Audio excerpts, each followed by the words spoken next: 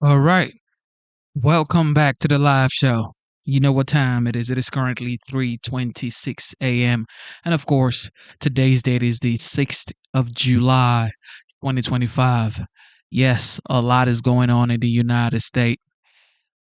You know, when you pray for rain, you got to be able to deal with the mud as well. But this is bad, man.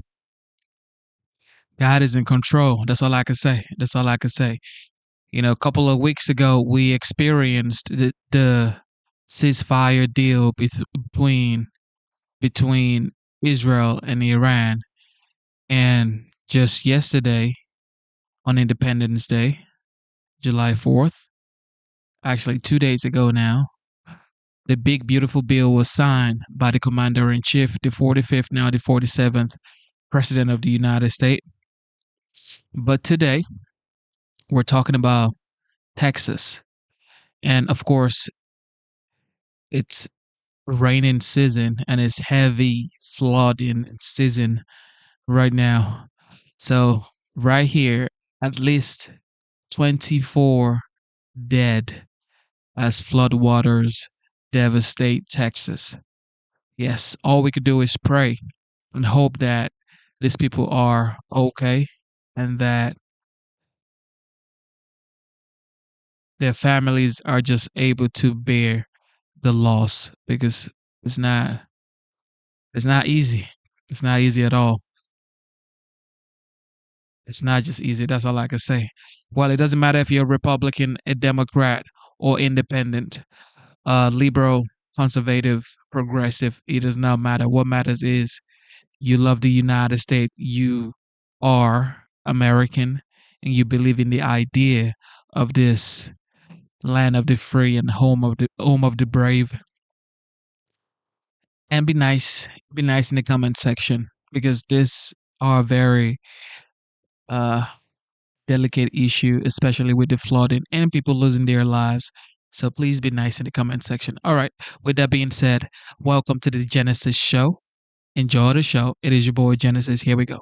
All right, we now want to focus on the rescue mission. And joining us now from the U.S. Coast Guard Air Station in Corpus Christi is Lieutenant Ian Hopper, AMT-3 Seth Reeves, Lieutenant Blair Ogujifor, and AST-3 Scott Ruskin. Thank you all so much for joining us and for helping out in this mission to find these 23 young little girls and the families who are also impacted by the storm. So, Lieutenant Hopper, I'll start with you. How is the Coast Guard responding to this flood in Texas right now? Good morning. Yeah. So primarily we're using our helicopter assets. So the MH-65 Echo is primarily a maritime search and rescue asset. So we're used to going offshore. But right now we are using it for inland search and rescue. So operating using our hoist capability or just landing and picking people up and transiting them in the MH-65 Dolphin. So I don't know who's best to answer this question, but you all figure that out. Obviously, you look at the video, you see these incredible floodwaters, you see the incredible efforts to rescue people, and hundreds of people have been rescued. What are the additional complications that you all have to deal with that you have to obviously you have a lot of people who want, civilians who want to help out, but you don't want them to get in the way. What are the additional complications that you want to kind of warn civilians about not getting in your way? Yeah, well, there's a lot of different complications. Primarily, a lot of civilians are where we were all operating on the same frequency when we were flying. Additional complications would be so Scott here, he's our rescue swimmer, and he you can explain a little bit. Kind of what was going on the ground. Yeah. A lot of times what was happening is, everyone wants to do as much as they can to help out, and we truly appreciate that. But sometimes they don't always have the best communication. So biggest thing is just trying to pass stuff off to the higher level of care, pass it up the food chain about who's where, who needs help. And then you can get, like a government agency out there to try to help you out as fast as we can. And then we can triage from there and kind of get people to safety. But most important thing is staying out of the river, super dangerous, and keep yourself safe before you put yourself in a more dangerous situation. When we look at this current scenario with nearly 24 young girls that are missing, what scenario exists that they can be found alive? Have they, could they have just been swept away and they're, hanging onto a tree? Is there any scenario you see where they can be found alive?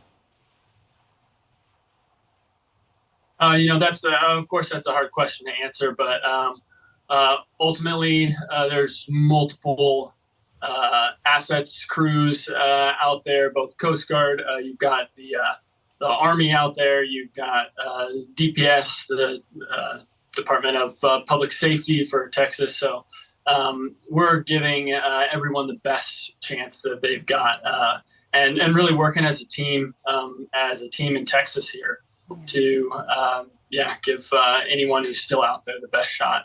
Yeah, Lieutenant Agujifor, or anybody else, you could chime in with stories as well if you've heard them. But what are some of the stories that people are telling you who you have rescued? What are they saying about their experience? So personally, I haven't been able to speak with anyone. I know we landed yesterday, and then we also had to take the new crews out to give them a FAM flight of the area. But some of our crews that stayed back, they did get to see a couple of the girls that we actually took in our aircraft, reunited with their families. So I know, and the folks at the hotel too, they had a mother who approached them and was like, "Thank you so much. My daughter is alive because you guys were able to assist her today." So, I mean, I can only imagine that they're grateful. When we were picking up folks, have, young girls who were asking, about if we knew where their siblings were. And, at that point, we're just trying to get and help those who we can assist. Just praying and hoping that folks are able to get reunited with their families. So, Scott, when you all do hear from people that need rescuing, what is the most common way that do you just find them, or are people able to reach out with phones? And what's the most common way that they contact you to let you know that they need help? Yeah, as far as right now, we've been getting our tasking from higher up, mostly from the Army as of right now. But a lot of it's just been large stage triaging. So we were at Mystic yesterday for a long period of time. Probably got about 200 people out of there alone. And it was just, we just saw a huge crowd of about 200 kids at a campsite. So we're like, cool, that's where we're going to go. And we're just going to get as many people out as we can until they were all gone. We got them all out yesterday at Mystic. So.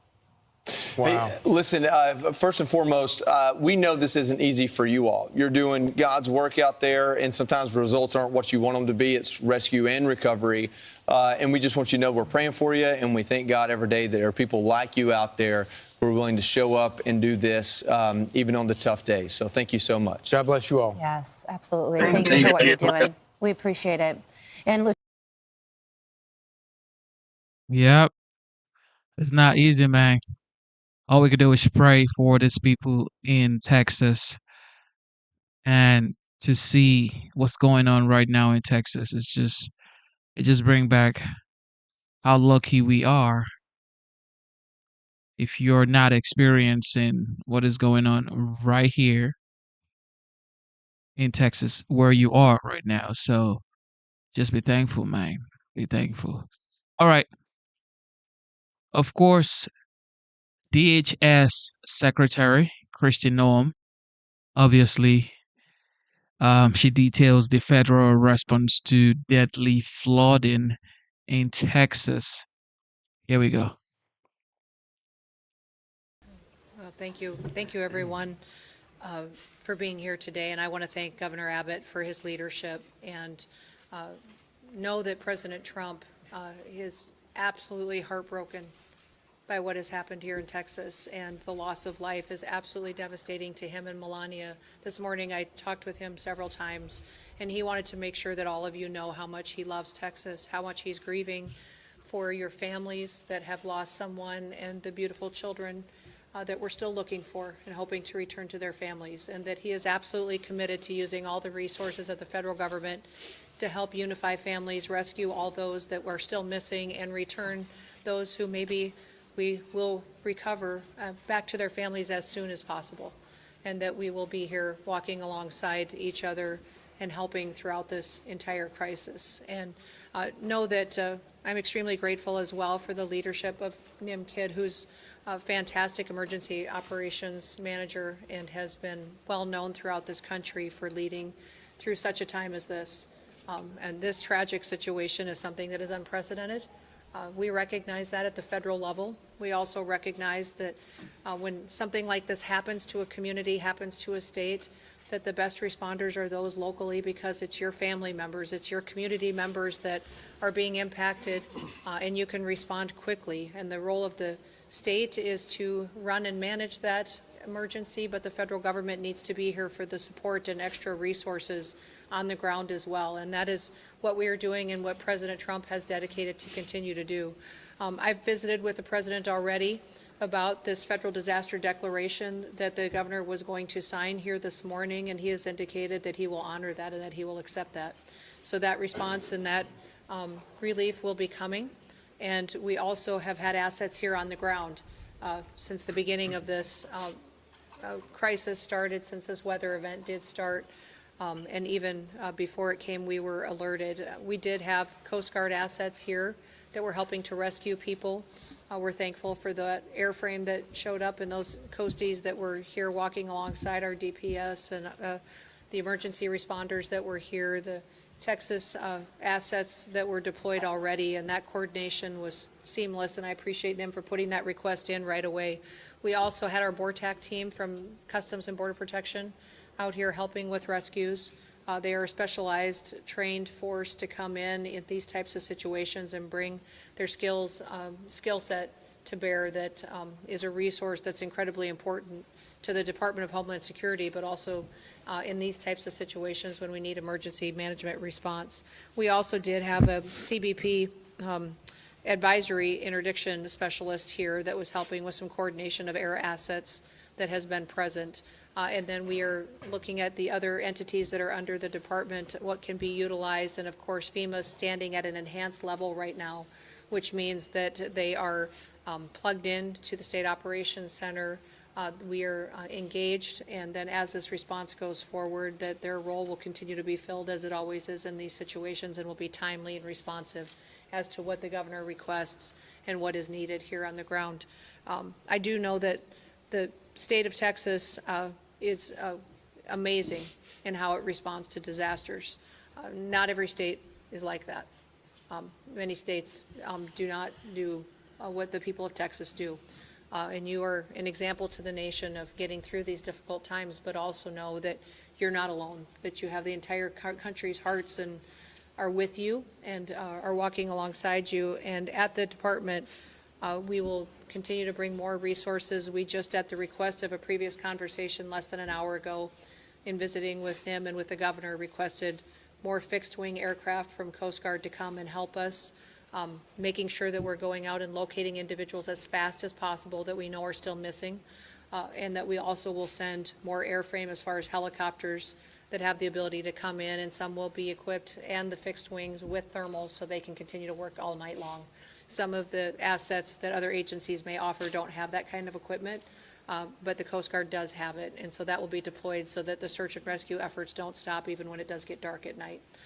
We'll continue to stay engaged, and I'll be here. I'm going to go up to the camp, Mystic, and I'm going to go around town and spend some time here today, and make sure that when I am calling and talking to the president throughout the day, that he has timely information, and that the requests that are coming here from the leadership on the ground are met immediately, and that we can take care of these families and take care of these folks right away. We do know the #1 priority now is people, is making sure we're finding people as fast as possible, and we're returning them to their families.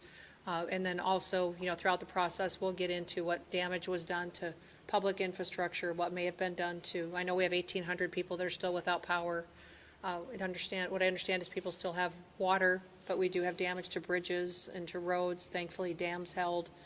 But all of that is an assessment that we'll continue to work with you on to make sure that you recover as quickly as possible. So, again, thank you all for being strong and being an example for people. Someone told me a long time ago, over 30 years ago, that to never get angry on behalf of yourself, get angry on behalf of the other people, to always go out and get up every day and go work for other people and help them. And so I know many of you that are out there responding and helping your neighbors had losses too. You're hurting because you're grieving somebody that may have been lost. We were created to serve people. God created us to serve each other, and now is a wonderful time to go find somebody you can help, somebody that you can take care of and get them through this process, and that will make us stronger and better into the future. So our prayers are with you. President Trump wants you to know that he and Melania are praying for you and love you. And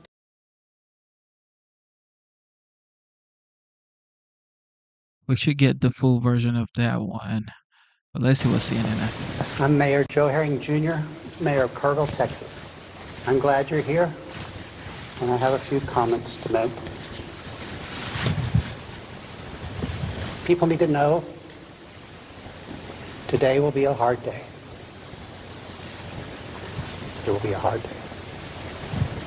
This is the message I want to share. The city of Kerrville is thankful.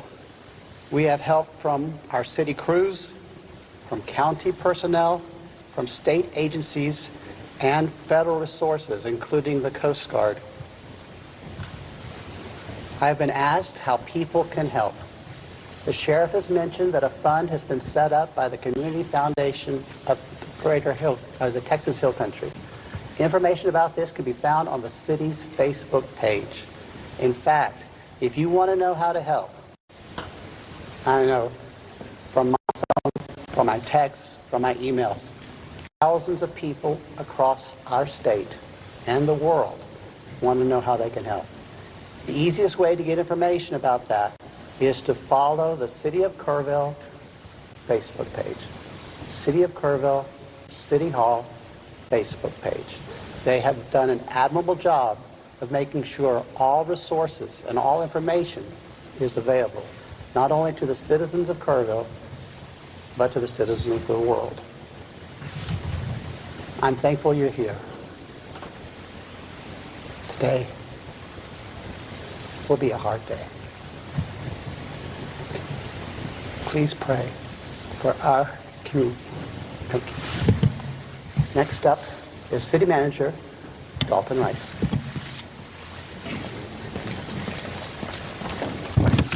Mayor, Dalton Rice, the city manager for the city of Kerrville. Just wanted to give a couple updates on operations. Operations did continue through the evening. We used specialized equipment with a lot of helicopters trying to identify any areas that we could find, heat sources or whatever. So operations did continue throughout the night. Obviously, the water did recede into this morning. I do want to encourage folks with road damage, even though a road may be open, please use extreme caution. If water does get under the road, we are seeing a lot of debris, a lot of asphalt that is washing up, so there could be some other damaged areas. We did start boots on the ground operations about 8 a.m. this morning. And started about southwest of Hunt, so southwest of Camp Mystic. These folks will be traveling very difficult terrain up through Ingram, and we're going to start getting information. So again, as the sheriff had alluded to, the information is changing constantly, and it's going to be changing by the minute. Talked about roads. Don't do your own searches. We know everybody wants to get help. As the roads start clearing up, you're gonna want to get out there. We are in constant communication with families. We're in constant communication with those around, and so we will continue to effortlessly work through working with our partners. Again, we've been working with Border Patrol, Texas DPS, game wardens, federal side, U.S. Coast Guard is here. We want to thank them. Air assets. Again, we have hundreds of state and federal and local resources out here supporting this community. We do have grief counselors out there, so if there's anybody that needs any support, please don't hesitate to reach out as well. We still are operating shelters. Shelters are the same ones that we gave out before. Good news is a lot of the shelters have gone down in numbers, so there's either been those that have been reunited or kind of moving on. A couple of locations we had 18 girls in there that have been reunited with their families. We're down to about 4 that we're working on reunification as well. So reunification efforts are continuously ongoing from the missing person side. Here over the next few hours, we're going to be putting more information out there as far as missing persons, on how to contact if you have somebody that is missing or a loved one. Y'all have the camp number right now. We are continuously working on the other missing person side. The best way that I can sum this up is we have the known, which is the 27 potential missing campers that we're looking for now. The unknown is how many people were here locally, visiting, on vacation, doing other things in the community that we just do not have numbers. So these numbers are going to change throughout the day. And with that, we will take 5 questions. Individuals, 27, are those all, that you said campers, are those all children? And then also, the total number missing that you know of, not the unknown, obviously, but the knowns of adults and children, just put it down. So the 27 missing is the children from Camp Mystic that we have as far as right now for the number. As far as unknown other missing, we do not have an accurate count, and we don't even want to begin to estimate at this time. Can you expand on that? A lot of the community, business owners who are living along the river have said they are very concerned the number will go up of missing, and they want to know more about how you guys are working for them, what the efforts are, maybe even some of the challenges. Can you speak to that? Yeah, absolutely. So like I alluded to with the operations piece, we have basically a team of about 34 folks from Texas Task Force 1, DPS, Game Wardens, and Border Patrol that are boots on the ground on each side of the river, starting in Hunt, and they're starting to make their way up. Across this entire area, it's probably about a 17-kilometer stretch. They are going to be in very debris terrain, very difficult, challenging contours along the riverbanks.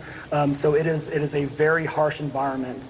We are doing what's called a primary search, which is basically a very quick search, but when I say quick, that is up, down, sideways. They're turning over as many rocks as they can, culverts up in trees. They are looking at every possible location, and then we'll start going into a layered approach, or what we also have from the locals, which has been a really great resource. In the floods that we have, there are known collection points where debris tends to collect along the riverbank. We do have intel on what sites and locations those are, so we can also put additional resources into those collection sites and start getting a more focused approach on that. We've seen a lot of tragic flooding. We've seen a lot of tragic flooding in central Texas over the past few weeks. There are so many people, I know this is so early, but there are so many people already asking what can be done to stop the loss of life. We saw 13 in San Antonio. We have seen an unknown number, but at least 27 here. They're scared. Yeah, it's a great question, and I think that's a question that we definitely need to answer at some point in time. Right now, our focus is on the search and rescue efforts, making sure that we get these families out, get some closure, where we can. And so I think that is a great question that we need to ask ourselves, but right now we want to focus on search and rescue operations. Are there still rescue efforts going on right now? Yes, we are. We have been in continuous search and rescue operations. Again, this river, even though it started in West Kerr, this goes all the way down through East Kerr County and is continuing on, to the southeast. So yes, search and rescue operations are continuously ongoing, and we'll continue to update on that. One more question. Where are you finding these folks right now in active rescue this morning? Are they stuck in an island of land? Where are they? Typically, rescues, if we do find them, they're going to be in trees, or we find them, either on high ground. Again, most of the rescues that we are having at this point in time are other camps. So we have a lot of camps, and they are all accounted for, but they are isolated because of road damage. So we know where they're at. We're getting them food, water, resources, and now it's a matter of just getting them safely across, low water crossings or other areas to other shelters. So. About kids. We know that there's missing kids, there's pictures and there's names and all this stuff. Are you going to do you have a list of the names of the kids? Absolutely not. We are not going to give a list of the names. We want to protect, those families and their information. The other thing I want to point out, and thank you for bringing that up, these families are getting bombarded with spam calls and spam information. So we want to keep the kids' information and these families' names out of any public, light, to give them the opportunity to grieve and to make sure that we give them the best possible resources that we can and get them reconnected as soon as possible. So some of them are, and some of those have been a great help as well. So yes, it is a double-edged sword, but we need to work through it. So our next one will be at 2 o'clock, and we'll give updates then. Thank you. All right, that briefing coming from Kerrville, Texas, there in central Texas, after this horrific flash flooding took place yesterday along the Guadalupe River. And this is a river that is dotted with dozens of summer camps. People come from far and wide in the thousands for their kids to be going to camp along the Guadalupe River there. And we just heard the update from authorities there, including the mayor, U.S. Representative Chip Roy, as well as the city manager, saying that they have 27 recovered deceased now. 18 of them are adults, 9 are children, but 27 remain missing, and they are campers coming from Camp Mystic, one of the many camps along the Guadalupe River there. And the ongoing searches are being conducted. There will be another press conference local time, 2 o'clock, and then again at 6 p.m. there in central Texas. And of course, we'll cover that as best we can and bring those to you as long as we have a good signal. It's a tragedy taking place there. And you heard from the city mayor, who said it's a hard day. He said it several times, and you could feel his agony. This is a very hard day. All right, our Betsy Klein is traveling with the president. Betsy, you have a response coming from the White House right now? That's right, Frederica. We are starting to hear from the president and others at the White House about the federal response to really what is an unfathomable tragedy in central Texas. The president posting to social media a short while ago, quote, "The Trump administration is working with state and local officials on the ground in Texas in response to the tragic flooding that took place yesterday. Our Secretary of Homeland Security, Kristi Noem, will be there shortly." He goes on to say that Melania and I are praying for all of the families impacted by this horrible tragedy. Our brave first responders are on site doing what they do best. God bless the families and God bless Texas. Now, we learned from that press conference a moment ago that the president spoke with Texas Congressman Chip Roy, a top Trump ally. Roy spoke about this in really emotional terms as he described the 27 people who have died, including 9 children. The president also addressed this aboard Air Force One late last night as he made his way here to the Bedminster area where he is at his golf club today. There is a lid at the White House, which means we are not expecting to see the president for the rest of the day. But as he noted, Secretary of Homeland Security Kristi Noem is heading to the site of the flooding. The president said we are going to take care of Texas. He has activated FEMA, the U.S. Coast Guard. We are also expecting the Army Corps of Engineers to be on site. And the Secretary of Homeland Security Kristi Noem said that DHS has sent Coast Guard to help with search and rescue efforts. There were helicopters punching through some of these storms yesterday, trying to help recover some of the people.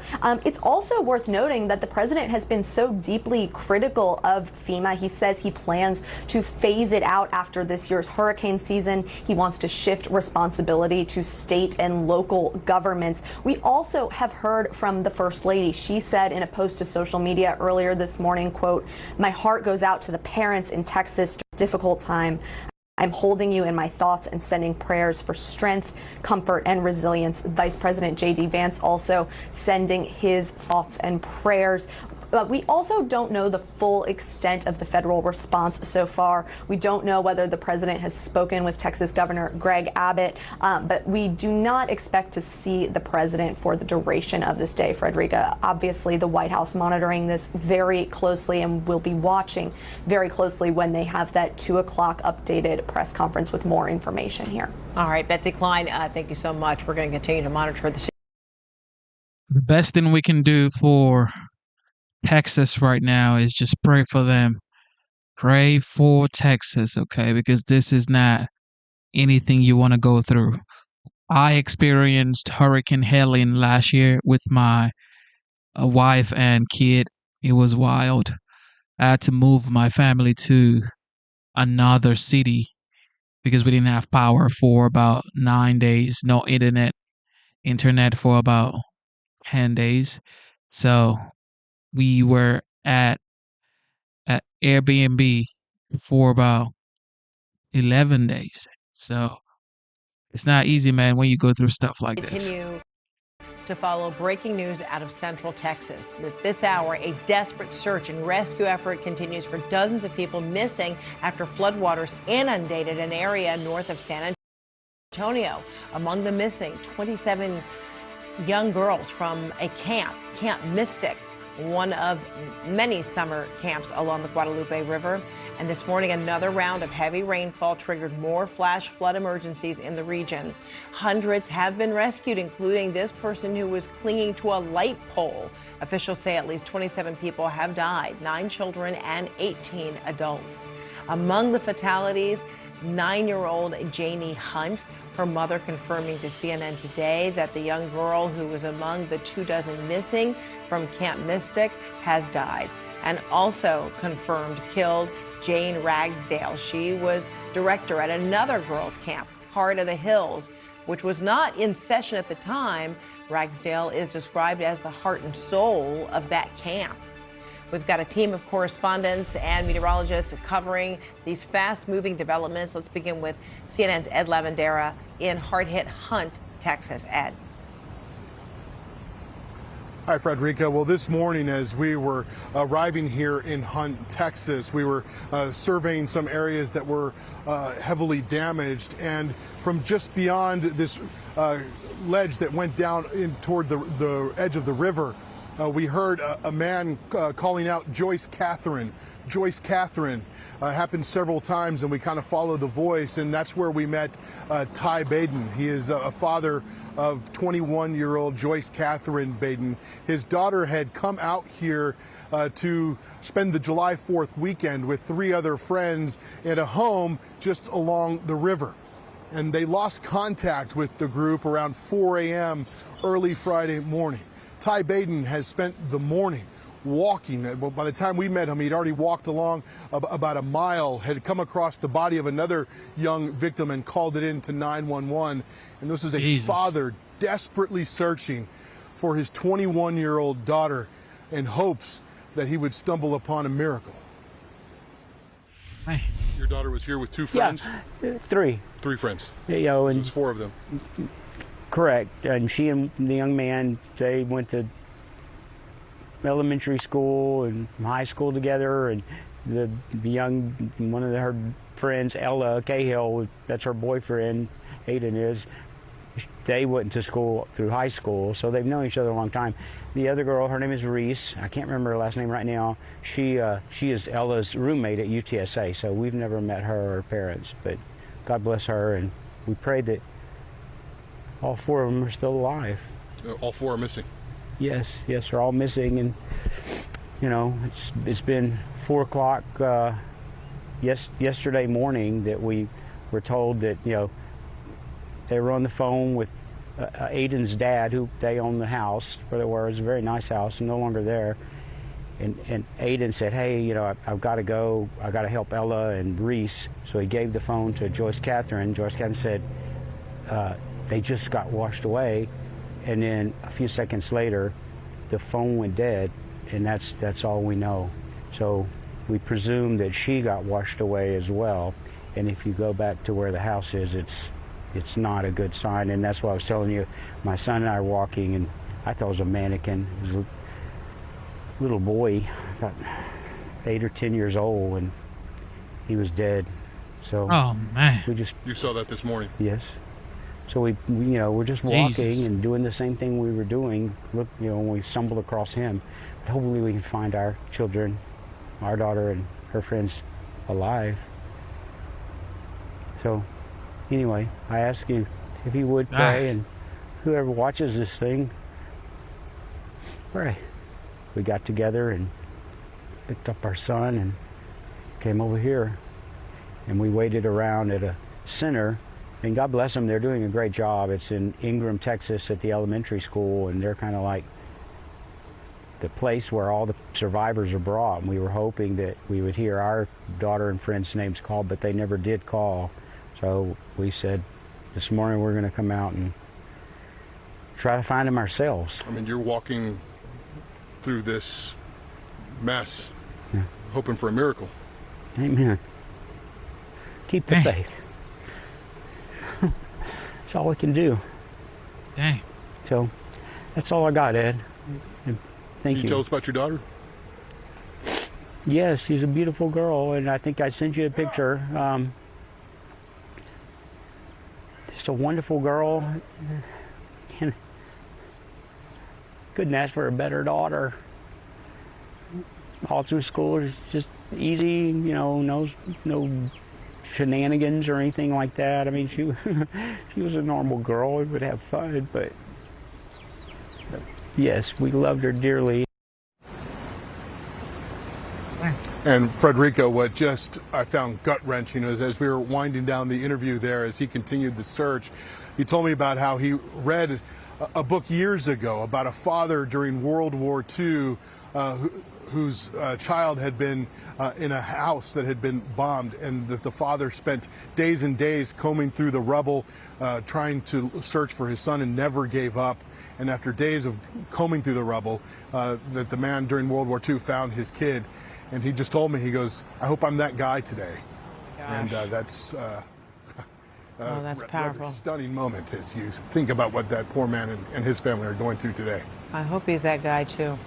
All right, Ed Lavandera, thank you so much. Officials confirming at least 27 people are dead and dozens more are missing following severe flash flooding in Kerr County.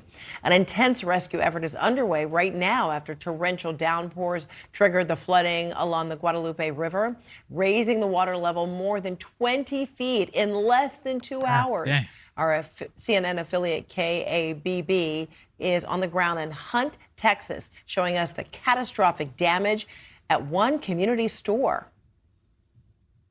I want to walk you through, they didn't want to be on camera, but they walked me through this area and what it did look like. So they said that this was once all boarded up. This was all brick and now completely opened up. That just goes to show how fierce that storm was and how it powered through. I want you to walk with me down here closer so we can get a closer look inside the actual building. You could just see just the debris that is completely clinging on to the building. But if you take a closer look here inside, you could just see it is just completely packed in there, just all the debris that just swept right into the Hunt store here in Hunt. This was a staple, they were telling me. I did speak to the cashier who worked here for many years, and so he saw a lot of residents come into the area. I also want to mention that closer down here, again, there's lots of debris, branches, down power lines. What I thought was just devastating, what they told me, was right over here is where the post office once was, if you believe it. I was completely shocked. He said, this is the brick from the post office. And as you can see, it's completely gone at this, it's no longer here. But what we did find was a Cassandra, what's her name tag, which was somewhere further where we first started. It's just, everything is scattered here. It's just devastating, just the amount of destruction this floodwater caused here in Hunt. So we're still speaking with residents here, and I did ask the cashier here about like rebuilding. You know, where do you go from here? And he says, you know, you just completely take this, you just rebuild from the start, bottom up. And a local resident whose family lived in the area for more than 100 years says he's never seen anything like this. This very well may be the worst flood Hunt has ever seen, because it would have started back up the South Fork. The devastation is unbelievable. How these kids survived in any of these camps along the river is nothing short of a miracle. But I grew up with this store. Like I said, I've danced here, I've been here, sat by the fireplace in a rocking chair and drank a beer.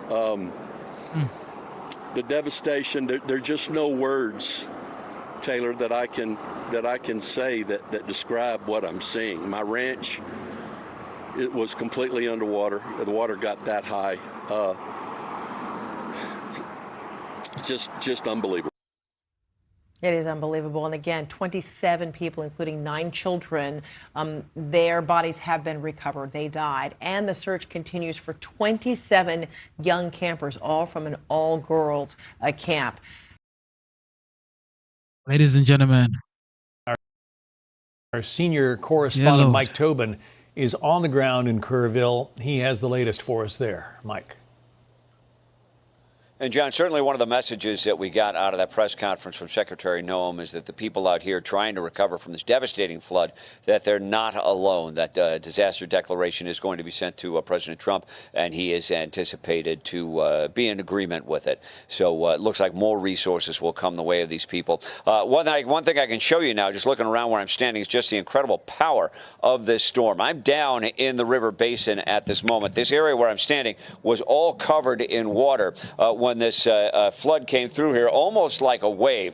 And you can see all of this debris. The structure shelter that I'm standing in obviously had tremendous construction. It looks like these pilings went all the way into the ground, anchored in concrete. So this building didn't move, but the trees all got caught up in here because this place stood steady. If you look at the tree right in front of me, it's about 1.5 feet, 2 feet thick, and it was just ripped right out of the ground. And to give you an idea, as we continue to look around, the highway is about 15 feet above my head in this location, and we go 15 feet down. That is the Guadalupe River, where you can see so much debris is piled up on the banks of the Guadalupe itself. The river looks calm right now. You have people back out walking along the banks. It's hard to imagine so much destruction rolled through here so rapidly. And one of the things we do see as we stand around are the helicopters coming in overhead, conducting searches along the banks, as you heard them say in the press conference, hoping that they can find some survivors, victims of this storm who are still clinging to life. One of the things I know right now is that it's warm out here. If it's warm, people have a better chance of living longer. They don't succumb to hypothermia because of the warm climate. And we also know that the warm atmosphere. We also know that they have people on the ground, boots on the ground, as the county officials have said, searching along the banks of the river, aided by local information, people who know where the debris piles up when the floods come through. John? Mike, we heard from Congressman Chip Roy that, especially regarding that girls' Christian camp that was so badly devastated by this storm, he said that some people gave their lives trying to rescue some of the kids from that camp. Do you know any of those stories specifically? I know it's still early in this terrible event. I've heard more than one story now of people who went in to save others, and qualified swimmers, strong swimmers, who went into the floodwaters trying to save other people, and they didn't come out, John. Wow. So again, the number's 32 dead, 14 of them children. And the governor of the state of Texas is asking people to continue to pray. We were told that the president is praying for the people of Kerrville, Texas, which is in the hill country, a little bit northwest of San Antonio and southwest of Austin. Kerrville, not a big city, but wow, they are going to have just an awful lot to deal with. As you look at this footage here, and as the search goes on, they are hopeful of finding more survivors, because that water threw so many people into so many trees and such a rough area. They're hopeful that they still might be able to find survivors. You say, Mike, there are more than 800 rescues that have already taken place. 800 rescues that have already taken place. And what we're hearing, as far as a lot of the people who are rescued, are people who were able to get to some high ground. And they may have been stranded because as they got to high ground, any roads that would lead up to where they were destroyed.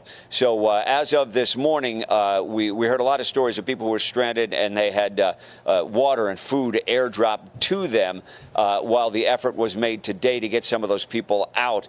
We didn't hear from this update exactly how many of those people were rescued, just that broad number, 800 plus people who were rescued in different situations. And we saw some of those dramatic rescues in which the Coast Guard Dolphin helicopter was involved, and they had the ability to drop a cable down and hoist people up from some of these rough areas. And one of the things that's going to slow people down as they're searching on foot out here is simply the fact that you do have rough terrain here in the Texas Hill Country, and all of that is now complicated by all the debris that has been caught on what you will have that's in these rough areas, all the debris that gets caught, and it's difficult for these people who are now searching to get through that area and find somebody, and they could very well search an area and miss something that is buried underneath the debris. So it's going to take several searches, John. Mike, stay with us. Of course, when a situation like this takes place, people are looking for answers. They're sometimes looking for someone to blame. There was a question asked of the Homeland Security Secretary as to whether or not, there should have been more warning for this devastating flood in the Guadalupe River Valley. Here's what Kristi Noem had to say in her answer. My background is, before I was in the secretary position here under the Trump administration, I was governor of South Dakota and served in Congress for 8 years before I was governor.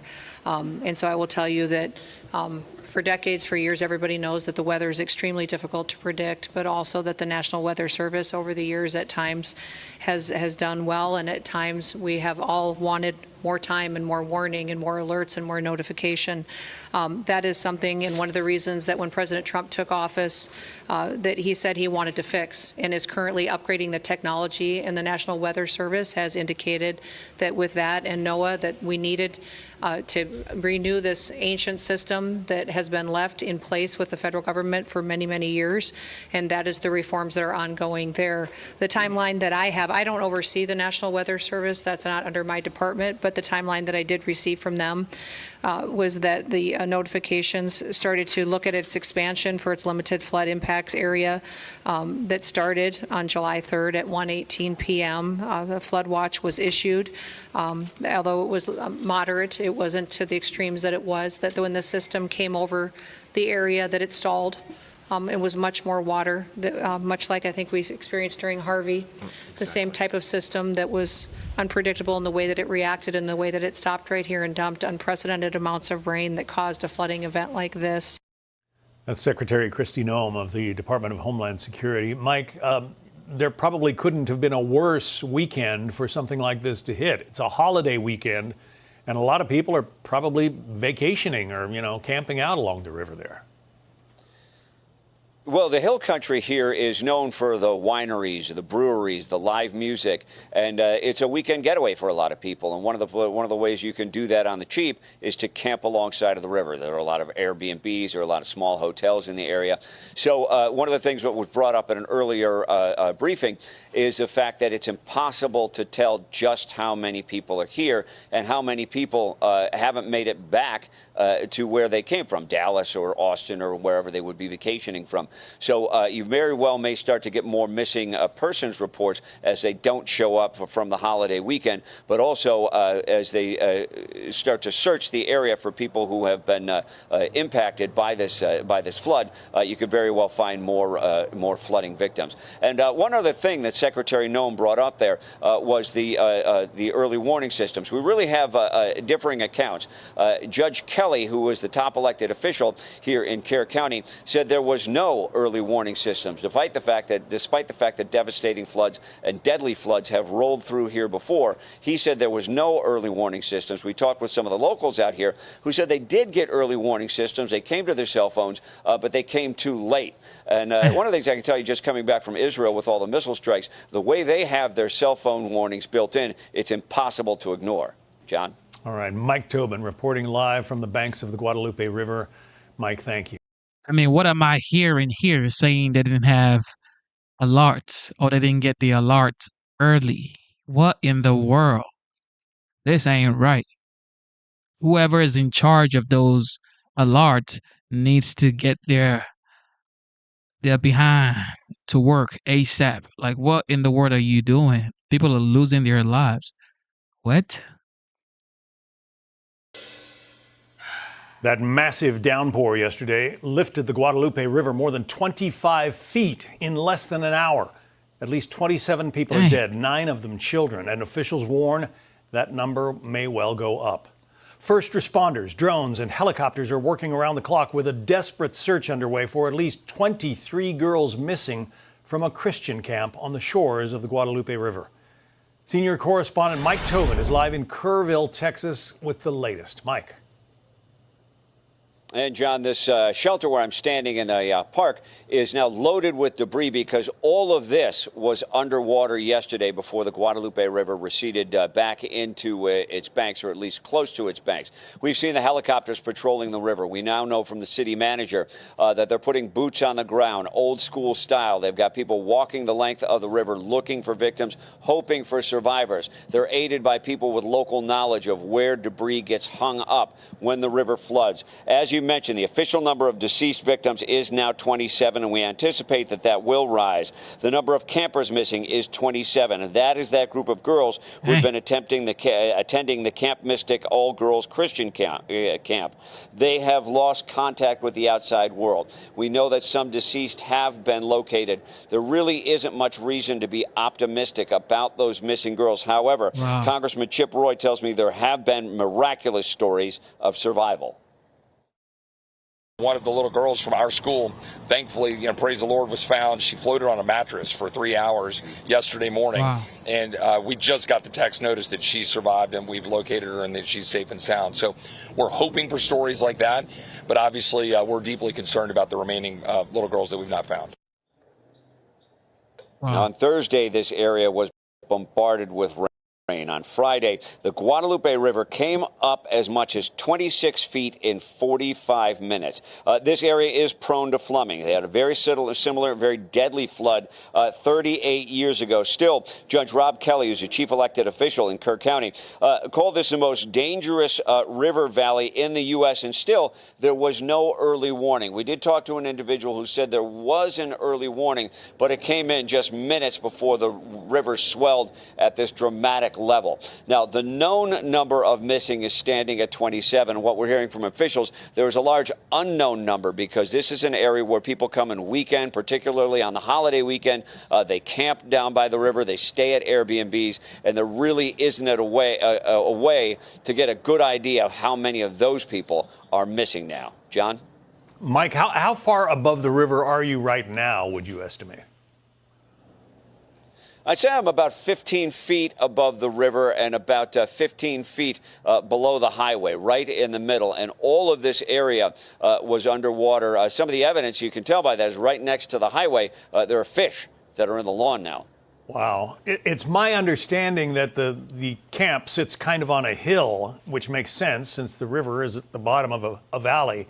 And the girls who were saved were up higher on, higher camping sites. And there are a few camps where that happened, where the people got to the high ground. They ended up safe, but they were stranded because the roads in and out of these camps had been so badly damaged. So overnight, you had helicopters dropping them food and water. Hopefully, by the time daylight came through, we don't have an update on it yet. With some of the roads destroyed, they could get 4x4s or some other vehicles in there and rescue some of those people. There have been some 800 rescues so far, and we hope that they're in those numbers. Yeah, we hope for more. We saw, you said that, there were warnings, but they came out very, very late. What kind of warnings are those? Do you know? Are they sirens? Are they, emergency broadcasts? What are they? What we just got from someone who was local and who was in the area, and he actually got out only because he'd had an argument with his son and went home. And he came back to find all of his things destroyed. So he was lucky. But he said the warnings that he got came over his cell phone. Wow. Mike Tobin, let's hope for. Wow. Dear Lord. A local update from officials in Central Texas right now. 27 dead, 18 adults, 9 children. The update given there. Congressman Chip Roy also on hand said that 160 plus air rescues have been part of all of this. The mayor of Kerrville, Texas, joining that press conference saying, today will be a hard day.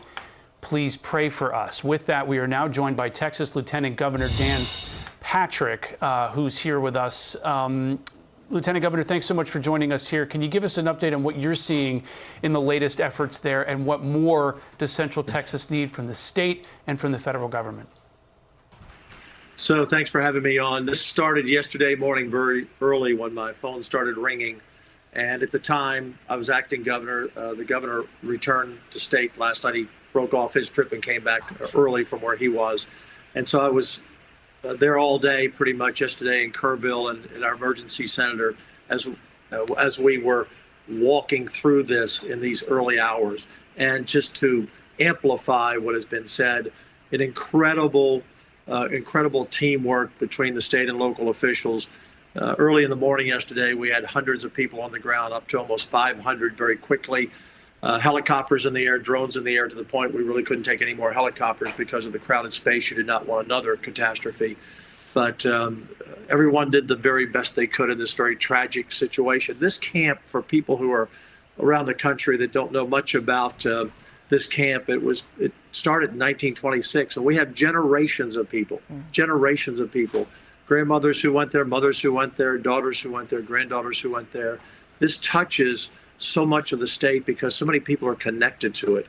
And so this one camp was right where the heaviest rains came from above them and down. And to put this in perspective, Dalton, the city manager who you heard speak a few moments ago, he told me yesterday that he was out jogging at about 3:30 in the morning and not a drop of rain.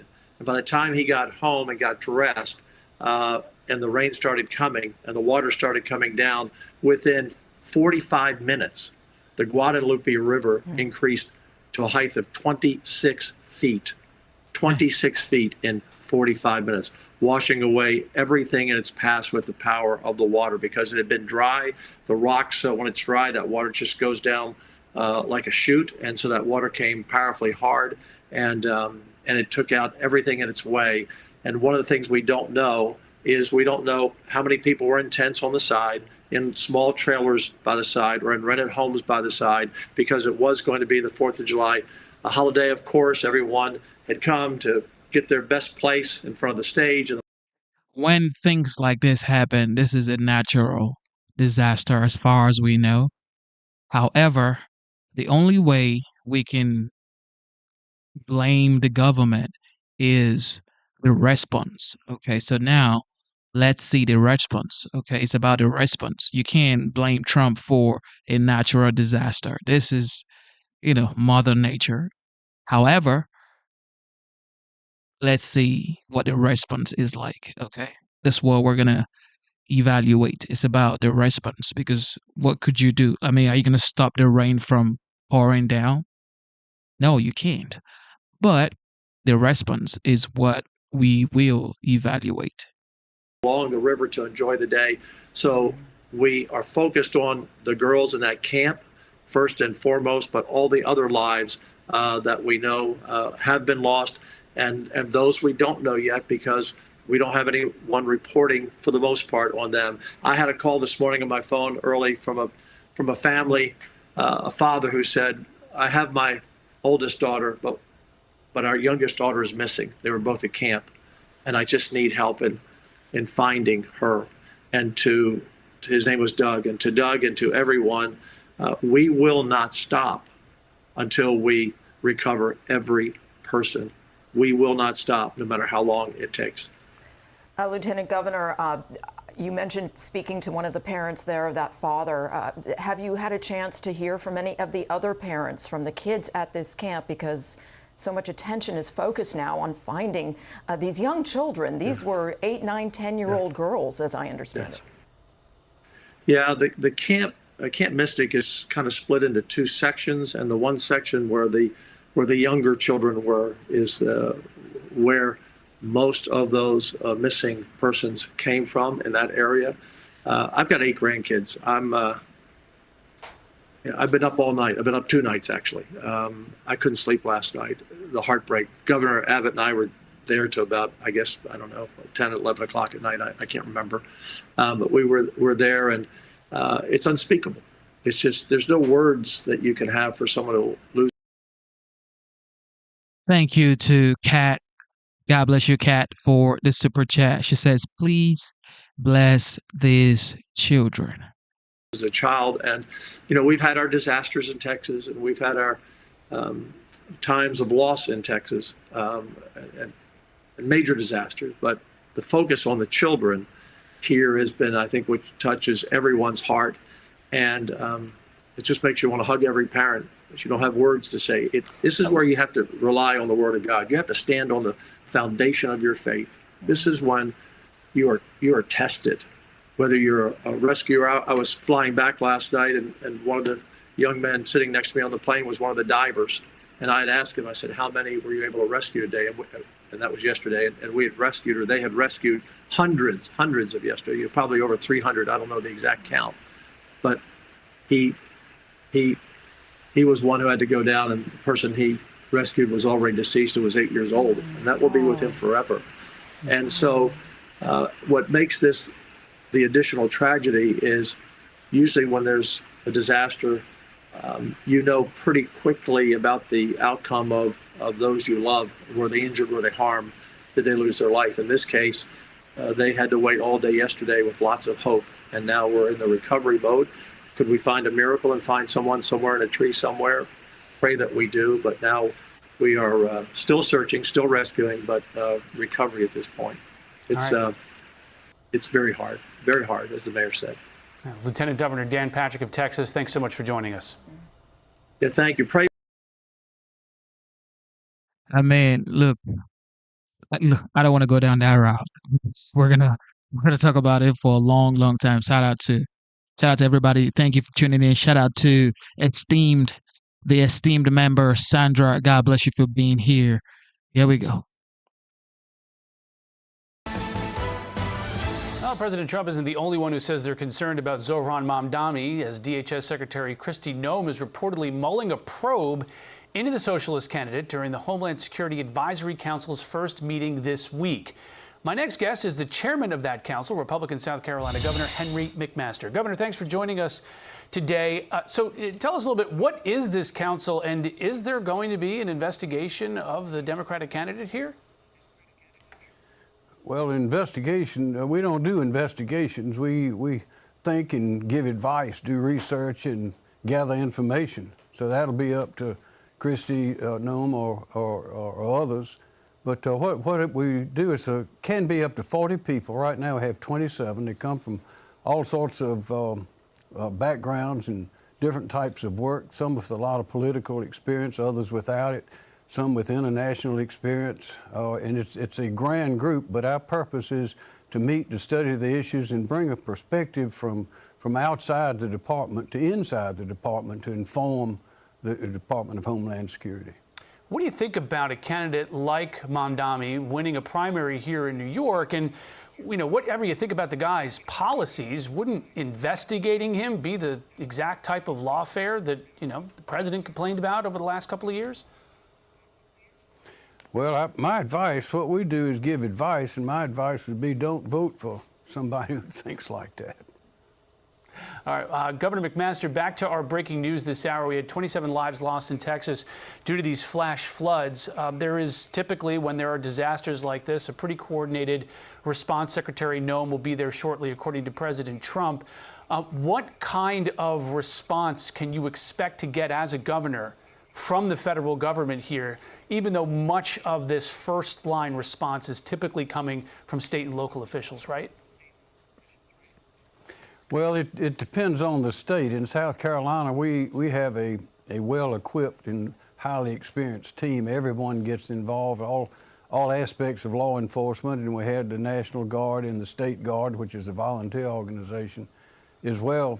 But of course, FEMA will be there, but there'll be a lot of mechanical help. There'll be, I know there'll be volunteers from all over Texas, and I saw Lieutenant Governor Patrick a moment ago, and I know he and Governor Abbott are deeply involved. But this is the kind of thing where everybody that can help shows up. So the federal government, of course, has assets, but remember, FEMA is mainly just a money organization. They bring money for things. They do have some equipment. They help with housing, but you'll have to depend primarily on your local authorities for helicopters, for trucks, for divers, for all those sorts of things. But that is a tragic experience they're going through, and we pulling for them, praying for them. I hope it doesn't keep happening anywhere around the country. This is it's a tragic thing for the people of Texas and everybody in the whole country. You've got a tropical storm that's forming off the coast of your state right now. What message do you want to send to the citizens of South Carolina to prepare for that, and what's the government doing there to make sure that people are safe if that does make land in South Carolina? Well, the main thing we do is information. At this point, we're watching it very closely. We have an emergency management division. And again, all those people I just mentioned a few seconds ago are all involved and highly on alert. And the main thing we do is give out good information. We can't stop a storm from coming in, but we can be prepared for it. And I'll mention this too, that terrible flood that we're seeing there in Texas, that's the kind of emergency, the kind of disaster that can be created by our enemies, either outside of this country or coming into this country. And that is why the Department of Homeland Security is so vital and important, because we know it's a dangerous world. We don't know if there's sleeper cells in here. We don't know. It doesn't take much to disable a dam or to blow up a water system. There are a lot of things people can do if they mean us harm. The technology is certainly out there, and we definitely have enemies. So that's one reason that the people in my state, and I think around the country, are so delighted that President Trump has been reelected, that he's in charge, that he's moving fast. He's got a lot of people helping him, and I think the country is going to be stronger, more prosperous, and happier in days to come. All right, South Carolina Governor Henry McMaster, thanks so much for joining us, commenting, of course, on those awful storms and floods that are occurring in Texas, as well as there's a tropical storm forming off the coast of South Carolina. Thanks so much. Hey, what we need to be doing now as Americans is praying for Texas, not pointing fingers and blaming the leadership and stuff. No. Of course, we are waiting on a response for sure, okay? However, before response, you should be praying for Texas.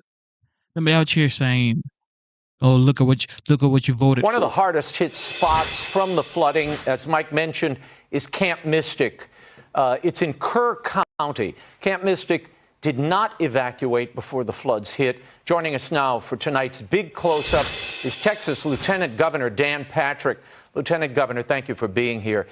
Tell me for a moment, I know we still have outstanding campers that are missing. Have the families been contacted yet? Have you turned up any of these girls? I know these families are frantic. In fact, I know one of them.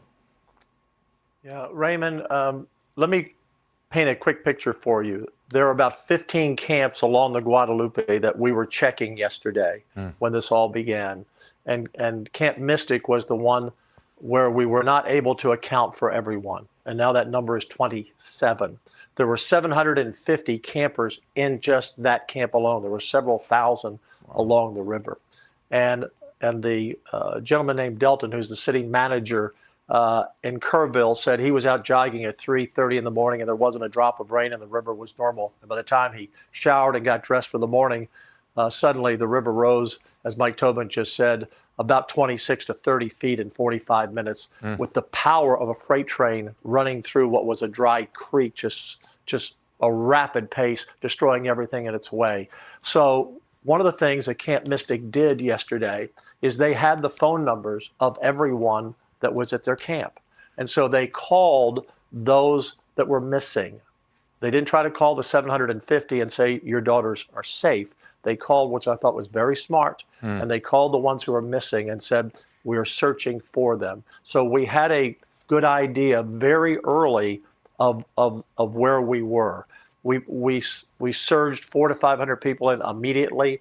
Helicopters, we had as many helicopters in the air as we could get safely with drones, because you get too many, you have another disaster in the air. The weather was overcast, even raining yesterday, part of the day. And they rescued. Our brave swimmers rescued over 800 people yesterday, many of those by helicopter, but we still are missing 27. God bless them. Well, Lieutenant Governor, you have been in our prayers. Thank you for joining. It's always good to see you.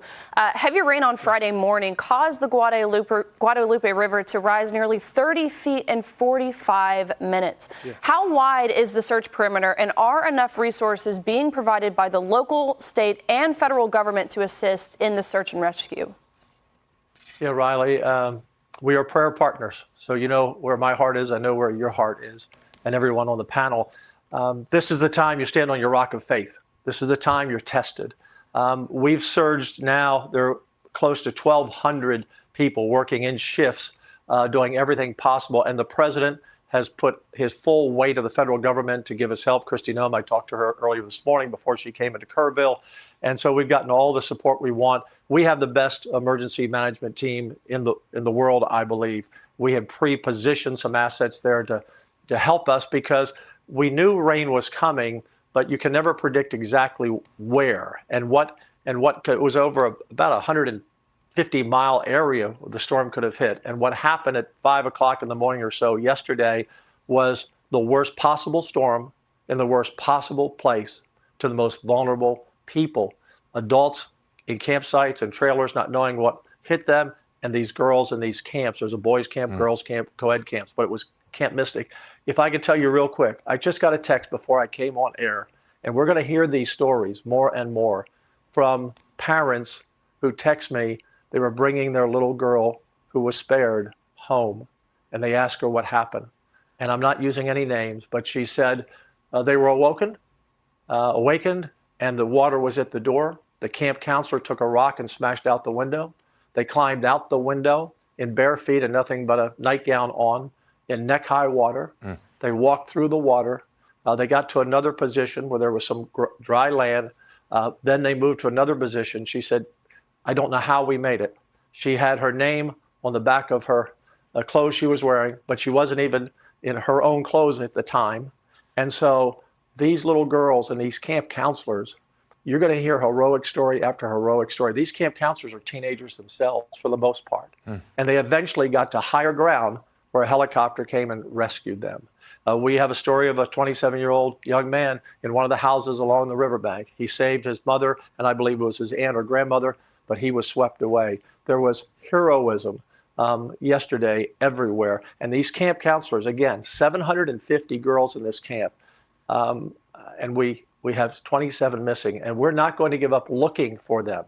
We're not going to give up looking for them. And we're all in. And we're praying for these families. Lieutenant Governor, you talk about the heroism of camp counselors and the girls, and it's absolutely true. Yes. And it's silver lining at best, I guess, but it does show what human beings are capable of. You've got every type of agency known to man there helping. The first responders are probably, I would imagine, in the thousands or more. We spoke with the Coast Guard this morning. They said they were primarily helping from the air. With the flood still happening, are you able to get into the water with the search for these young girls? Yeah, we have divers in the water, and it's still a fluid situation. You can see the water still running down quickly. When I was there all day yesterday, it was still moving pretty swiftly. So, you have so much debris you see above the water. It's unbelievable, the damage, but you also have debris under the water. So it's this. And I'm saying rescue and recovery. We're doing both. Yeah. If we find a child or an adult alive, we're rescuing them. And if we find someone, a deceased individual, then we're going to recover them. So we are not giving up this rescue attempt. We're holding out for miracles that can still happen. I'm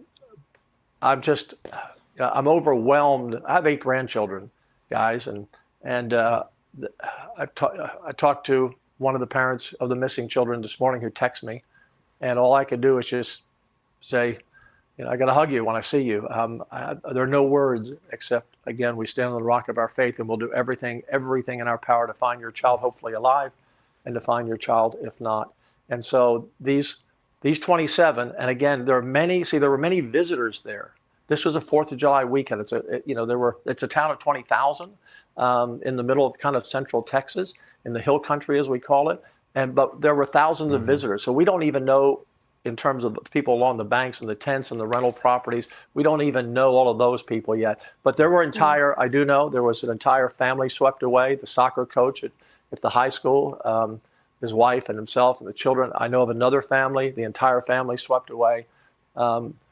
This is the hardest event I've ever been involved in, 10 years as lieutenant governor. We've had a lot of tragedies, but anytime you have children involved, it's the worst. And we've had children involved in other tragedies. But the parents who didn't know, that's what hurt the most. Yeah. Many of the parents knew. And again, all the other camps that were down the river, they accounted for everyone. It was this one camp and this one area of the camp that was low, where most of the young girls, 10, 11, and 12, are missing or saved or deceased. So it's a very hard time. I flew back last night late, and I was next to one of the divers, and I said to him, I don't want to mention his name. I said, "Did you rescue anyone today?" He said, "Only those deceased." This is hard on everyone. It's hard on these families. And I just want the families to know we will not stop till we find your child. Absolutely. Lieutenant Governor, I want to ask you about Camp Mystic. According to the Associated Press, both AccuWeather and the National Weather Service sent out warnings about flash floodings before the devastation. There was a general flood warning that went out about 12 hours before and a flash flood warning that went out about 3 hours before, but it was sent out very early in the morning. Now, AccuWeather said that the camps in the region, including Camp Mystic, should have been evacuated. So did Texas officials do enough to warn campers of the storm, and should they have been evacuated sooner? I will leave all those questions to be answered later. Right now, we're trying to rescue anyone we can find alive and recover those that are deceased. But I'll say this, that the National Weather Forecast predicted minor flooding, minor event a day before. And when that warning did go out, and I have all the charts I've seen. When that warning went out, it was about 12 hours before, and the flash flood was like 3 hours before 5 in the morning. So we'll go back and examine all of that. The one thing always to remember, and I don't know if there's fault. If there's fault, we'll find it and we'll fix it. But here's what I do know, is that storms are very unpredictable. And up until the day before, they were saying minor, and then they picked it up a little bit more. And it really wasn't until the 4th that they picked it up a larger number. And that's what people look at, is the National Weather Forecast. And that storm could have moved, it could have moved 50 miles in the last 20 minutes. I've seen hurricanes move in an hour.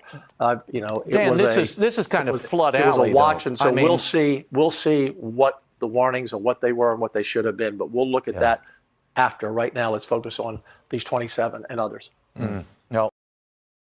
Dear Lord, I hope everybody affected by this flood is consoled by the King of Kings, because at the end of the day, it's like losing the family member to flooding. It's like, man, what are you going to do?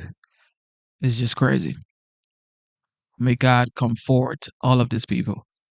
I'm on Google right now and I typed in what city in America has no disasters. Okay, so AI overview tells me there isn't a city in the United States with absolutely no natural disasters. And it says, however, Portland, Oregon, and cities in Ohio like Akron and Cleveland are frequently cited as having low risks for many natural disasters. Other cities with low disaster risk include Alaska, Vancouver, Washington, and Casper, Wyoming.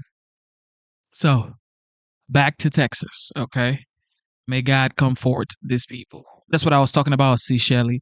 I wasn't saying like, no, okay, because C. Shelley has done 20 years research on this. So, I mean, I don't know nothing about this stuff.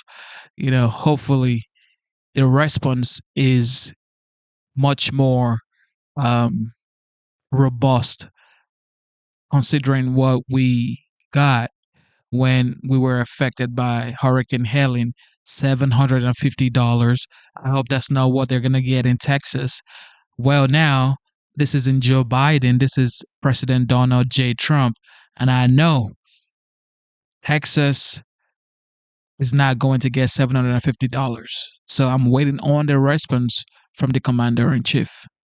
Our prayers are with you. Yeah, this is Flood Alley, and I know not long ago they had similar tragedy. 10 people lost their lives, but it was in the same region. So, you know, these flash floods come suddenly, and look, our prayers are with you, all those first responders, and of course the families who are anguished. You know, some are sitting awaiting news of their loved one and their child. So our Raymond, prayers if people go out want to them. help, they can go to the city of Kerrville and donate. There's a page there.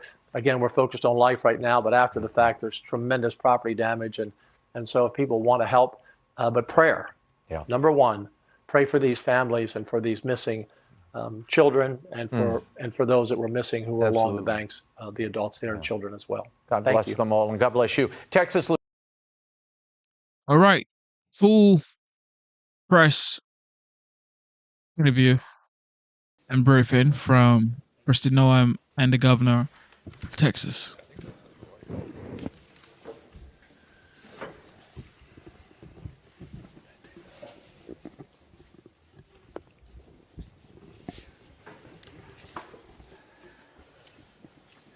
I want to thank everybody for gathering with us here today, and we are especially pleased to have with us today Secretary Kristi Noem from the Department of Homeland Security, who will share with you a lot of information herself. Before I do pass the mic to her, there are several things that I want to announce as well as some things to share. First, what I have observed in this community over the past 24 hours is what I call quintessential Texas. When Texans face a challenge, we come together, we unite. And that's exactly what's happened over the past 24 to 48 hours in this community. Nothing more than extraordinary devastation. And the worst thing that could have happened in this community fell upon it. They could have fallen apart. They could have fought against each other. But instead, they understand the importance of unity. And it's what Texans do. It's what we will continue to do. Along those lines, something else to double down on what I said last night. We will be relentless in going after and ensuring that we locate every single person who's been a victim of this flooding event. We're not going to stop today or tomorrow. We will stop when the job is completed.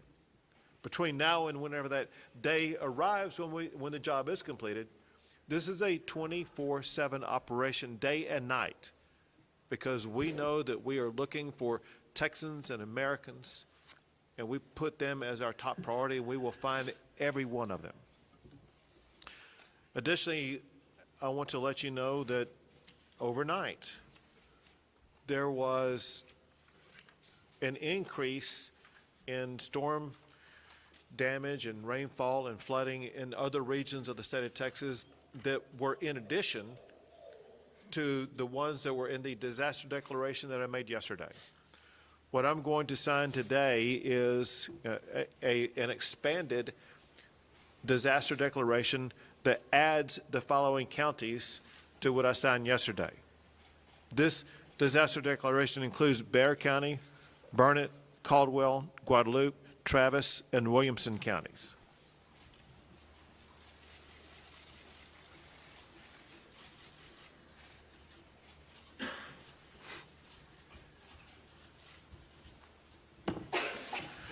We will continue to add counties as needed as conditions either worsen or improve in counties across the state of Texas. We will ensure that every asset and resource the state has is going to be made available to every county that's the subject of this disaster declaration. Also, I've had the opportunity to visit not just with Secretary Noem, but other officials in the Trump administration. And we know that President Trump, he loves Texas for one. he's deeply concerned about all the families who've been affected, but also knows about the magnitude of the devastation that we're suffering. And so what I'm about to sign now is going to be the first step in a process. This document is a request for a federal disaster declaration coming from the governor to seek the immediate and ongoing help of the federal government.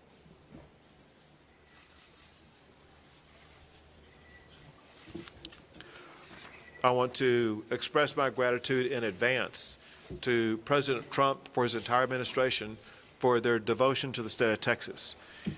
He always tells me about his love for the people of the state of Texas, his deep concern for them, and I know that he's feeling that now as much as he ever has. And there's no better way to show that than the fact that he wanted to ensure that he and his entire administration was represented here today by Secretary Kristi Noem, to whom I would like to turn things over at this time.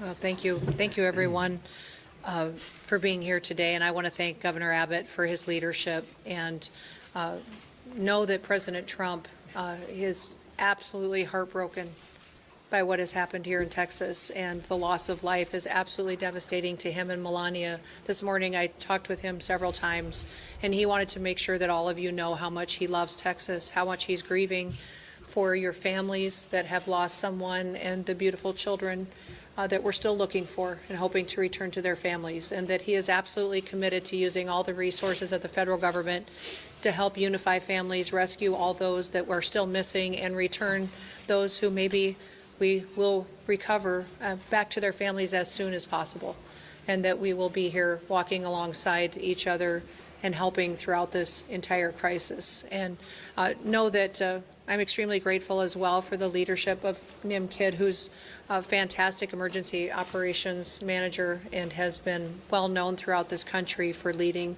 through such a time as this. And this tragic situation is something that is unprecedented. We recognize that at the federal level. We also recognize that when something like this happens to a community, happens to a state, that the best responders are those locally, because it's your family members, it's your community members that are being impacted, and you can respond quickly. And the role of the state is to run and manage that emergency, but the federal government needs to be here for the support and extra resources on the ground as well. And that is what we are doing and what President Trump has dedicated to continue to do.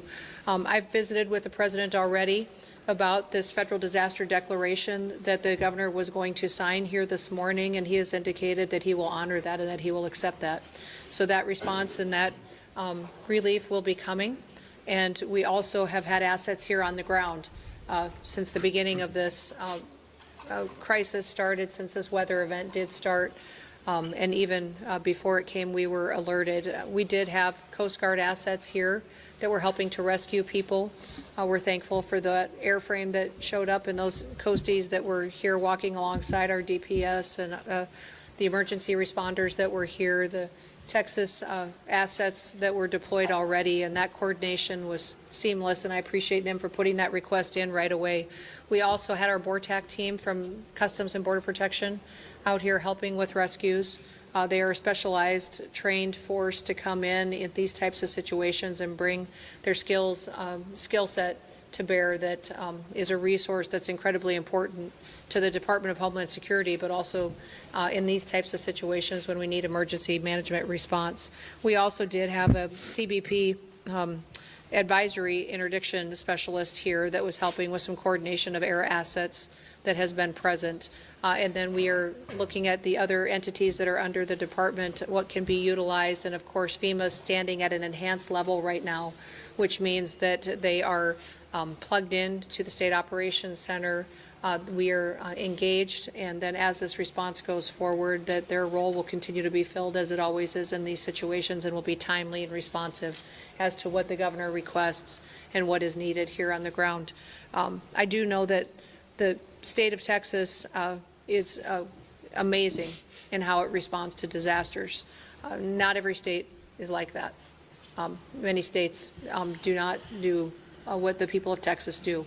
And you are an example to the nation of getting through these difficult times, but also know that you're not alone, that you have the entire country's hearts and are with you and are walking alongside you. And at the department, we will continue to bring more resources. We just, at the request of a previous conversation less than an hour ago, in visiting with him and with the governor, requested more fixed-wing aircraft from Coast Guard to come and help us, making sure that we're going out and locating individuals as fast as possible that we know are still missing, and that we also will send more airframe as far as helicopters that have the ability to come in, and some will be equipped, and the fixed wings with thermals so they can continue to work all night long.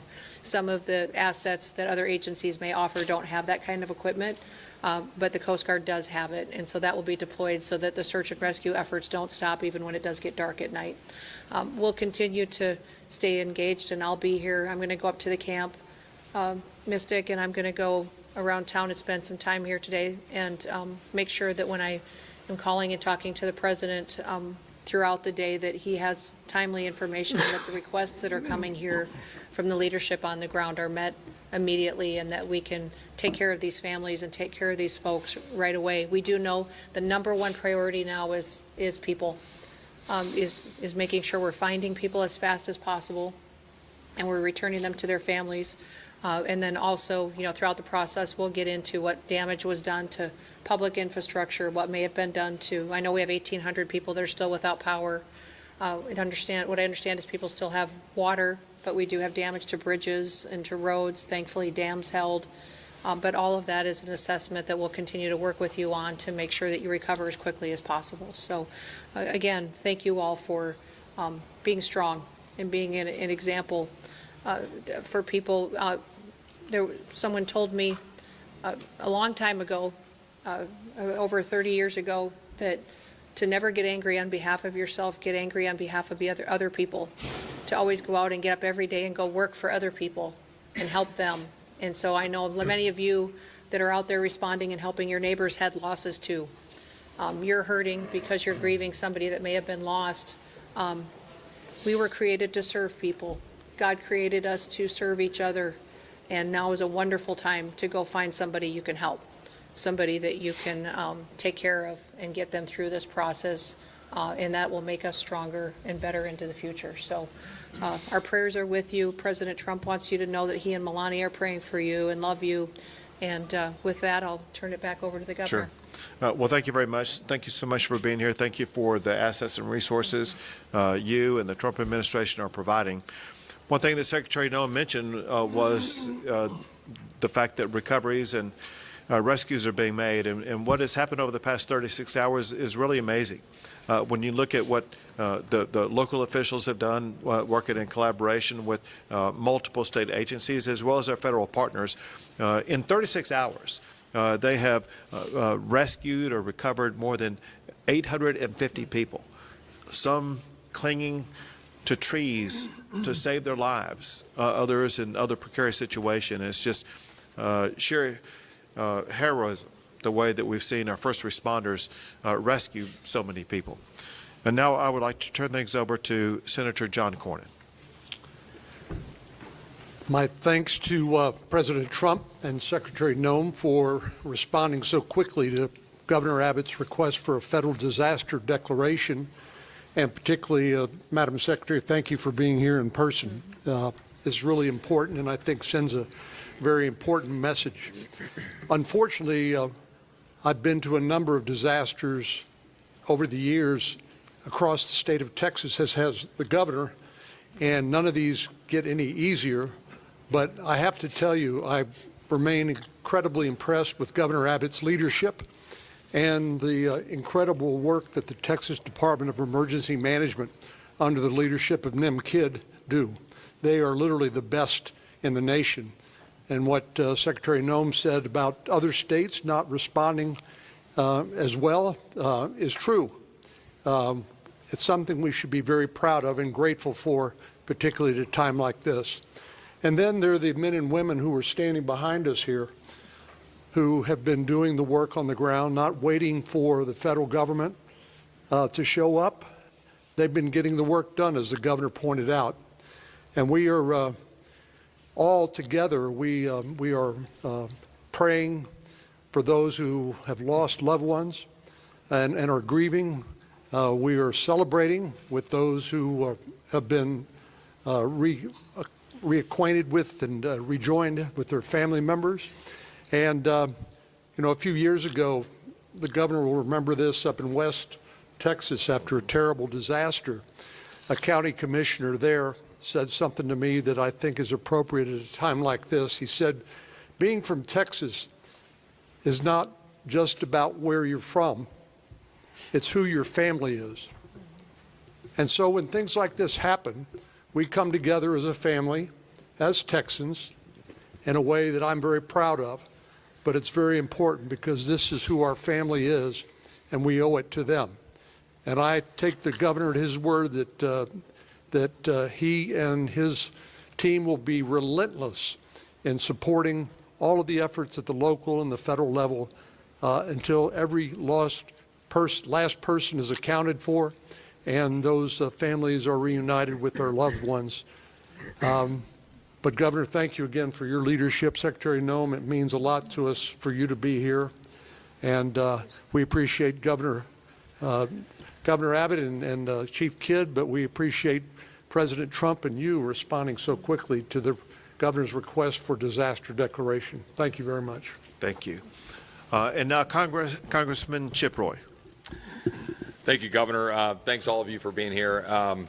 Before I was crazy enough to run for Congress, my family and I started a tradition of coming down to Kerrville for 4th of July. And we've been coming here every summer since my kids were little. They're now 14 and 15 to see Robert Earl and whoever else was playing.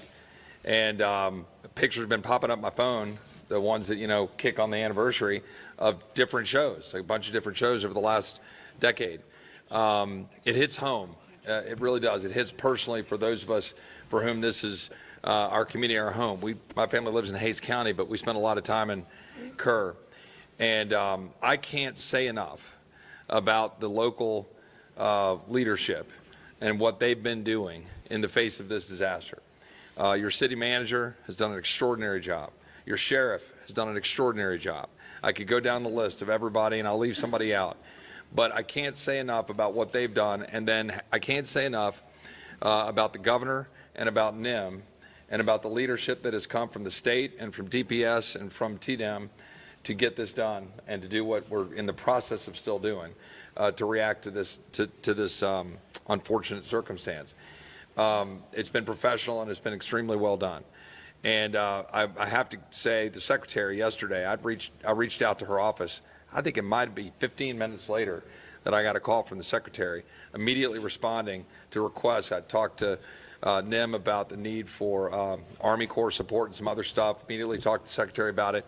The collaboration, the teamwork, local, state, and federal, I cannot overstate the extent to which everybody set aside turfs or any of those kinds of things to deliver for the people of Texas. Now, we're far from having finished the job.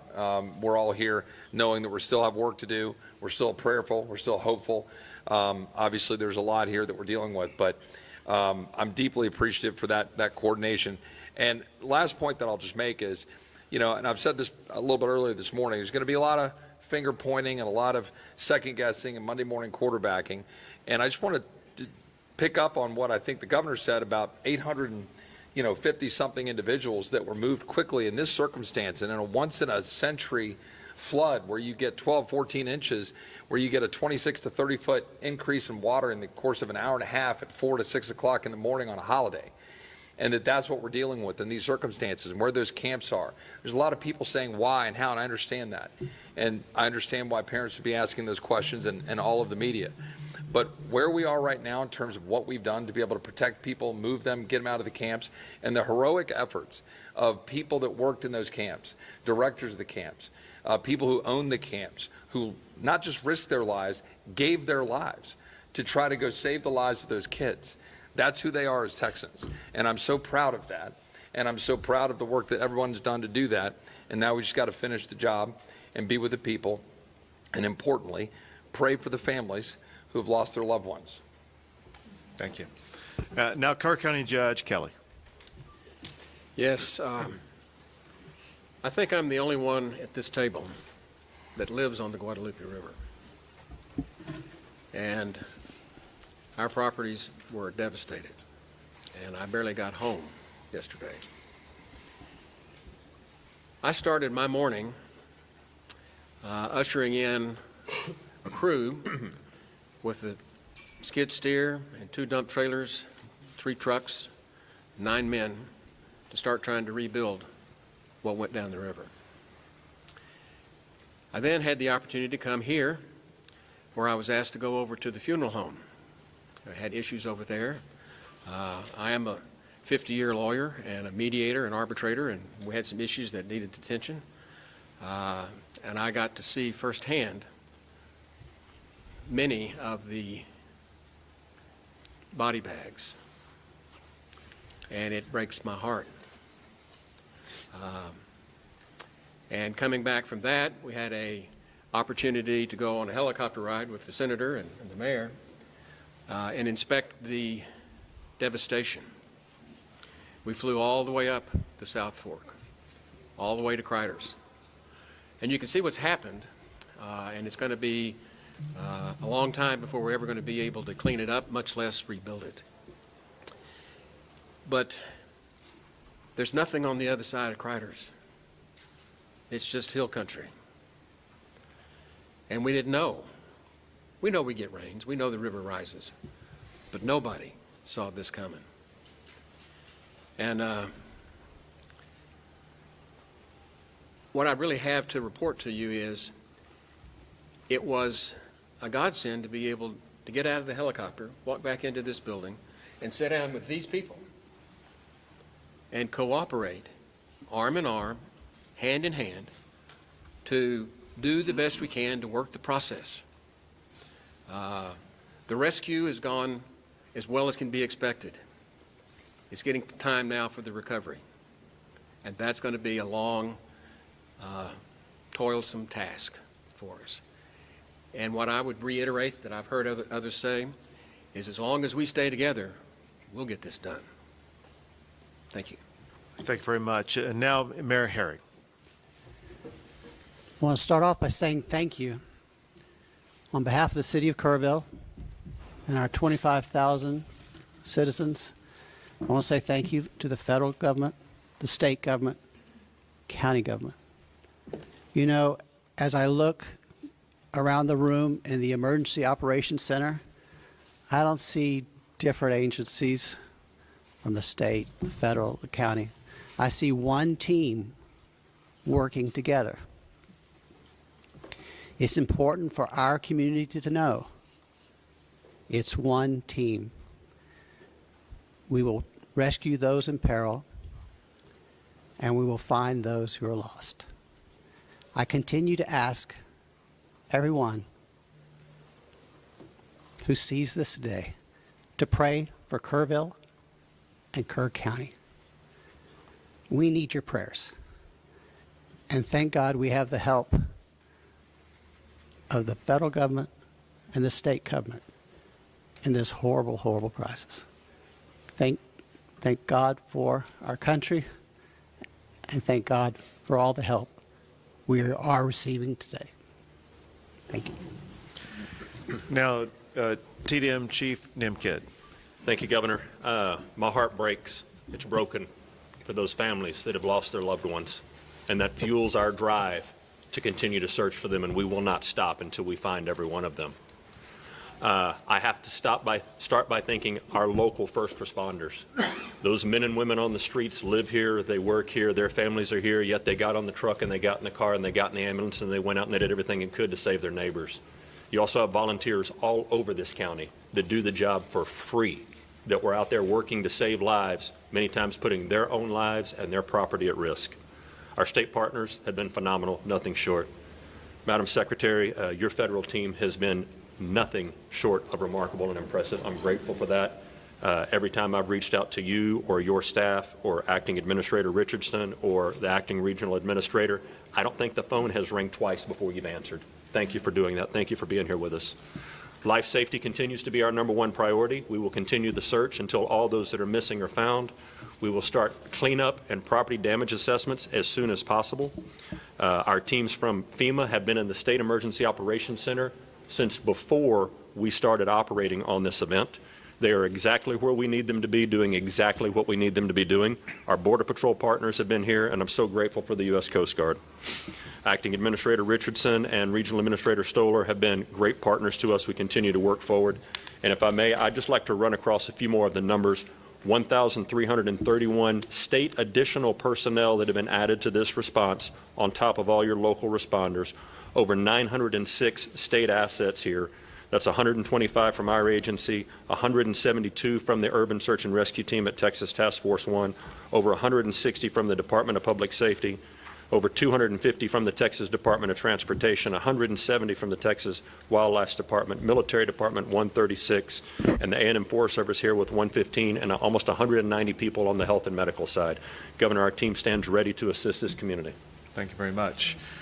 One last thing, and that is there is a word that's been the most common word that's been spoken over the past 36 hours, and that is the word prayer.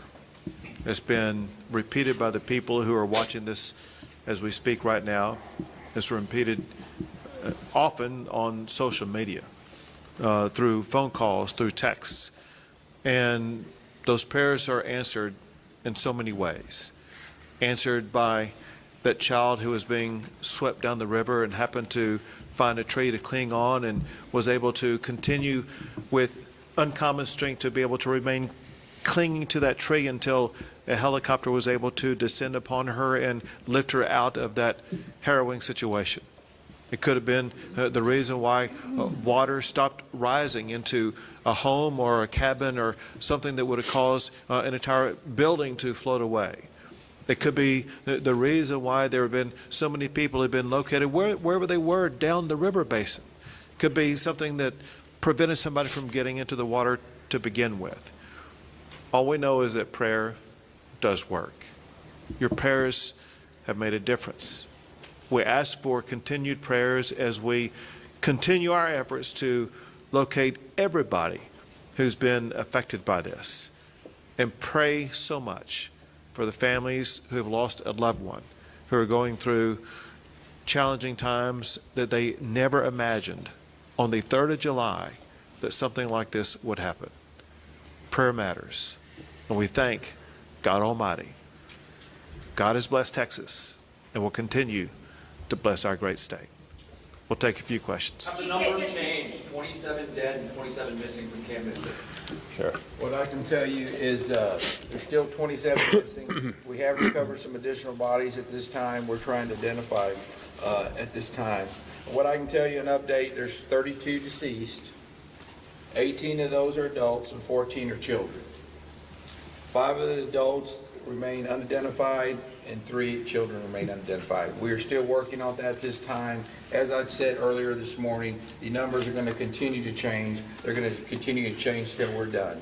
It's been a very good day as far as being out there and being able to do some things, and we've got a lot done.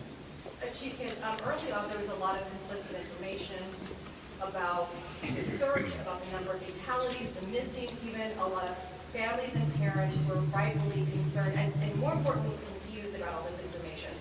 We just heard the judge refer to this as a shift from rescue to recovery. Can you clarify what that means? Are we talking about these missing people no longer believed to be alive? You'll need the judge to answer that piece. Our state assets and local partners are continuing to search for live victims. Is there any indication that there are still people out there alive? Any evidence? History would tell us that after a certain time period, those chances diminish, and we can talk about all of the numbers and the metrics on that. Our hope and prayer is that there are still people alive that are out there, and we are still actively searching for them, and we will continue.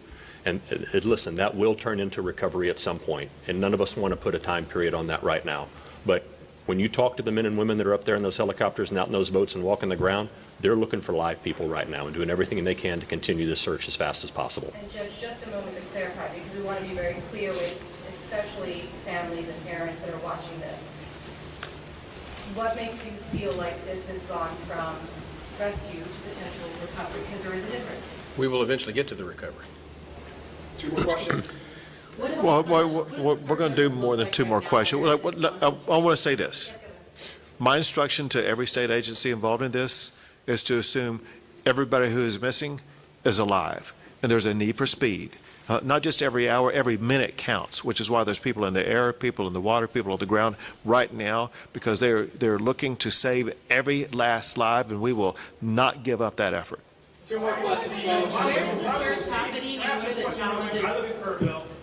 Why was the National Weather Service not pinging their phones before 7 o'clock this day of 4th of July? And either federal people can answer that maybe for us. I got updates at 7 o'clock. First one I heard. And I've heard updates throughout the week, but not before 7 o'clock in the morning. Wasn't that a fundamental failure of the federal government's responsibility to keep us safe? Well, you know, my background is before I was in the secretary position here under the Trump administration, I was governor of South Dakota and served in Congress for 8 years before I was governor. And so I will tell you that for decades, for years, everybody knows that the weather is extremely difficult to predict, but also that the National Weather Service over the years at times has done well, and at times we have all wanted more time and more warning and more alerts and more notification. That is something, and one of the reasons that when President Trump took office, that he said he wanted to fix, and is currently upgrading the technology, and the National Weather Service has indicated that with that and NOAA that we needed to renew this ancient system that has been left in place with the federal government for many, many years, and that is the reforms that are ongoing there.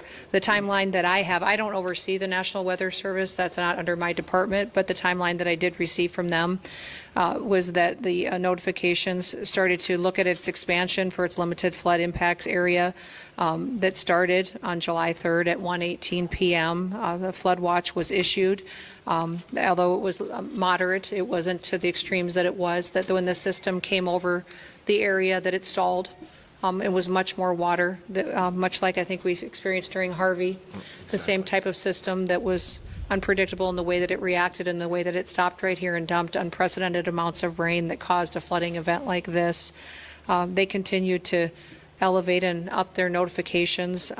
You know, when your notification hit your phone, sir, I'm sorry, I can't speak to when that is, but I do carry your concerns back to the federal government and to President Trump, and we will do all we can to fix those kinds of things that may have felt like a failure to you and to your community members.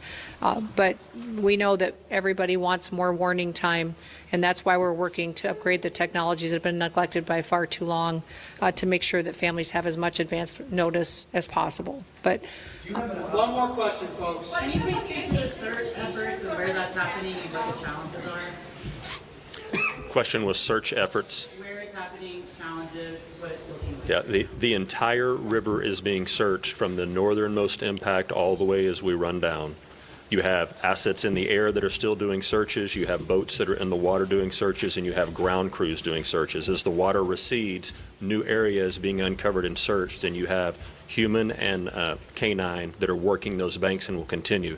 It's a grid situation where we've got maps in there in the EOC where you can see what group is assigned to what area and reporting back to command if they find or if they continue to clear. And that process is going to keep going. We are not stopping until we find everyone that's missing. Great. Thank you, everyone. That's all we got time for. Go ahead. As far as the resources people who are trying to recover, we have FEMA, we have the state. What can people depend on from the federal government and the state government in this time of need? And there's a lot of that.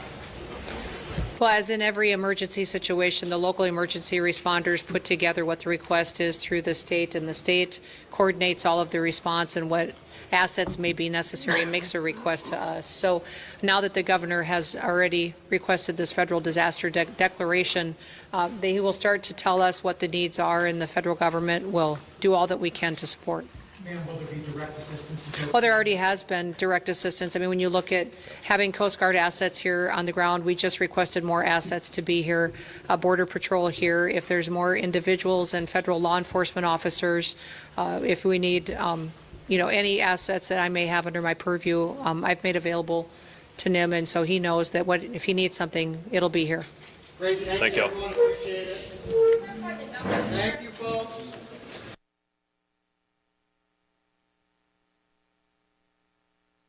All we can do is pray for Texas.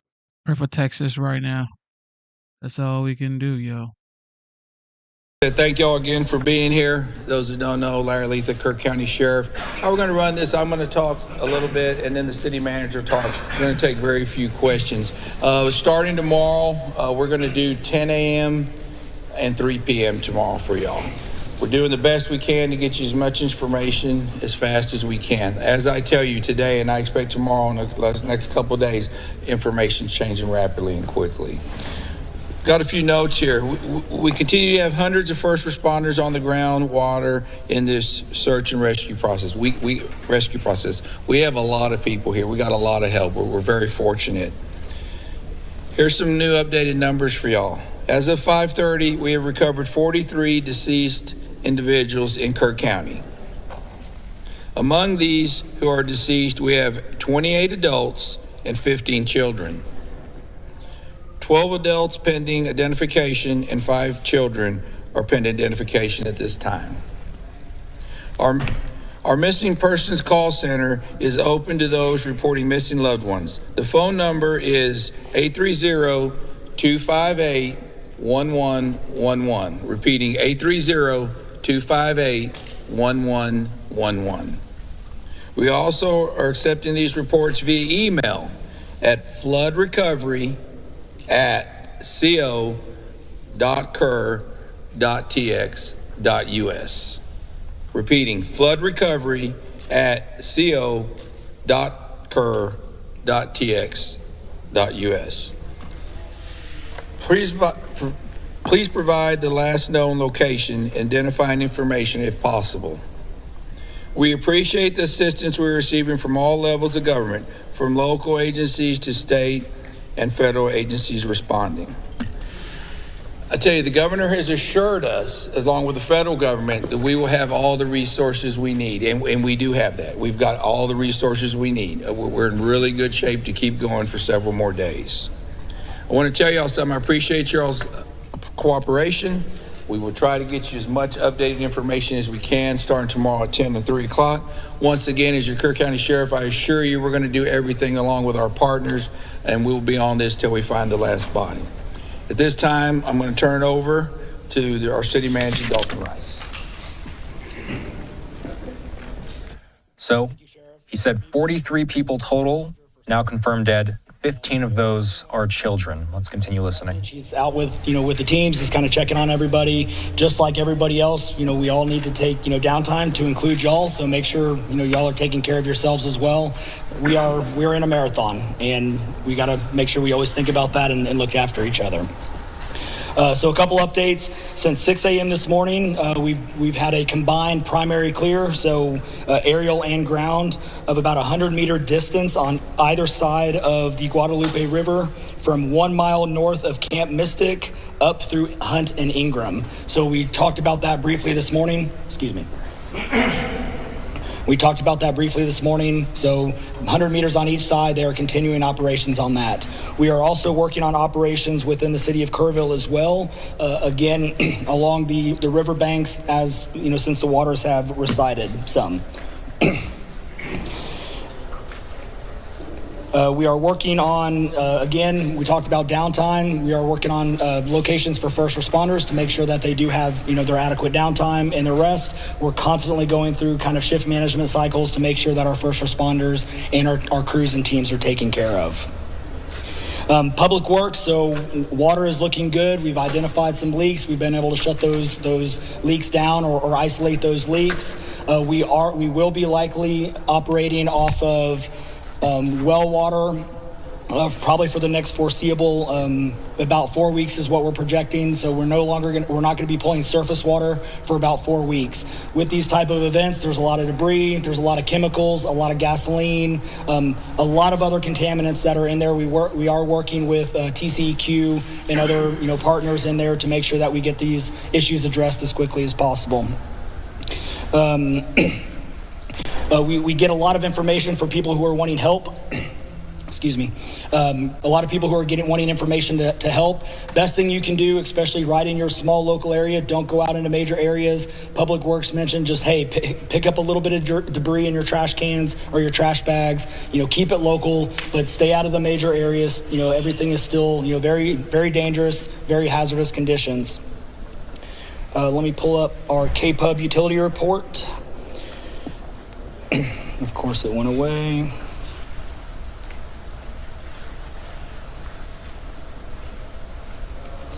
So KPUB still has approximately 600 customers that are without power. The largest remaining outage customers are west of Ingram, south of 39, along South Fork of Hunt. KPUB issued a mutual aid request on July 4th. 50 personnel and utilities and contractors from across Texas are coming in to support operations and restoration.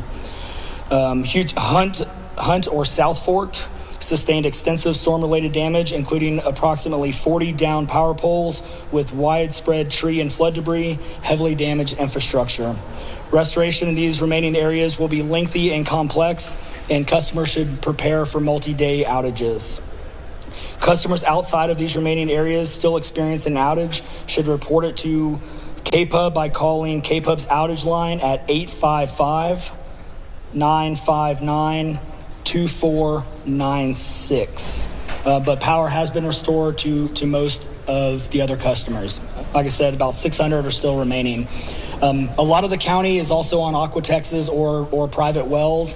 We try to get information on that, but we don't have a lot of information as far as private wells are concerned or the status of Aqua Texas. But a big bulk of what we had coming through the Guadalupe is within the city limits, which is on the city limit, or city water supply. Aqua Texas and some of those other public water systems are typically outside of what we're thinking is the damage area, but we have not had any reports from Aqua Texas on outages. And with that, we will take a couple questions. Alden, is the recovery for some of we're hearing some recovery of bodies in Louise Hayes Park, and the other part of that question is how many red tag buildings are now along the river that the Kerrville Fire Department has issued? Yeah, so when you talk about red tag, you're talking about like condemned buildings. Obviously out here, the damage is extensive. Right now, we're really focused on life safety. We are focused on search and rescue. Search and rescue is the priority. So we're not really red tagging buildings. Now we do have structural teams come out. They will mark stuff. You'll see spray paint. A lot of that is to identify where we've at least primary searched. But we are not going into the structural side of things unless it poses a risk to first responders. Our primary focus is on search and rescue of every single person involved, and we'll continue through the night to make sure that happens. Yes, real quick, we are finding bodies and stuff. We knew today was going to be that day. So our numbers are going to constantly be changing. We are constantly working on identification and working with our local partners to ensure that we bring in all the resources so we can make sure that we partner with folks. What is the communication procedure for letting camps and other places on the river know when to evacuate in situations like this? So each camp is obviously mostly private, or they have different ownerships. And so especially in this situation, so let's talk about this one more specifically. The event happened very fast. Rose over 20 feet, 30 feet within less than a 2-hour time span. On a holiday in the morning, there wasn't a lot of time in this case. As far as warnings. Obviously, there's a lot of things going around. We want to make sure that we focus on the early level. Regardless of the warning side of things, again, we want to make sure that we take care of our local community and focus on search and rescue operations. So please keep that question. We definitely want to get these addressed, but right now we want to focus on getting everybody that we possibly can out. Has that number of the Camp Mystic campers at 27 changed? As of right now, I do not think it has changed. It is still 27. Yes, do you know how many people you guys are searching for as of right now, or is there no cap on that number? So right now, we're kind of looking at this in two ways. Call it the known missing, which is the 27 camp kids that are missing. We will not put a number on the other side because we just don't know. Campers are coming in for 4th of July weekend. People are camped along the riverbank. People are coming in to visit. There's a number that we just don't know yet, and we don't know what we don't know. So as things are starting to develop and as things are starting to move along, we're not going to put a cap on this. We are just going to continue until we find everything else. One more question. We know there are many children missing. Are there any camps? Let me give it to somebody else. Just one question about current rescues. Can you give us a sense about how often you're seeing a rescue, and just in terms of kind of like, for example, when your last rescue was? So obviously with the camps, we've been rescuing people out of these camps by the hundreds, all day. So there's a lot of folks that are shelter in place, so we leave them in place to make sure that we get them food, water, and some of these camps actually now are self-rescuing, if you will. Maybe that's not the right word, but they are self-extricating, if you will. So they're getting water's down, they're getting their own resources, they're not having to tie up local and state resources. We are monitoring them, and they're accounting for their own folks. So that has been going on obviously for over 800 plus people, and we're continuing to do that. So good. Sorry, one more question. I can absolutely appreciate that right now the focus is finding the missing, and it's very active search and rescue. But what do you say to the parents that are in grief, understandably frustrated as to how in the world this could happen?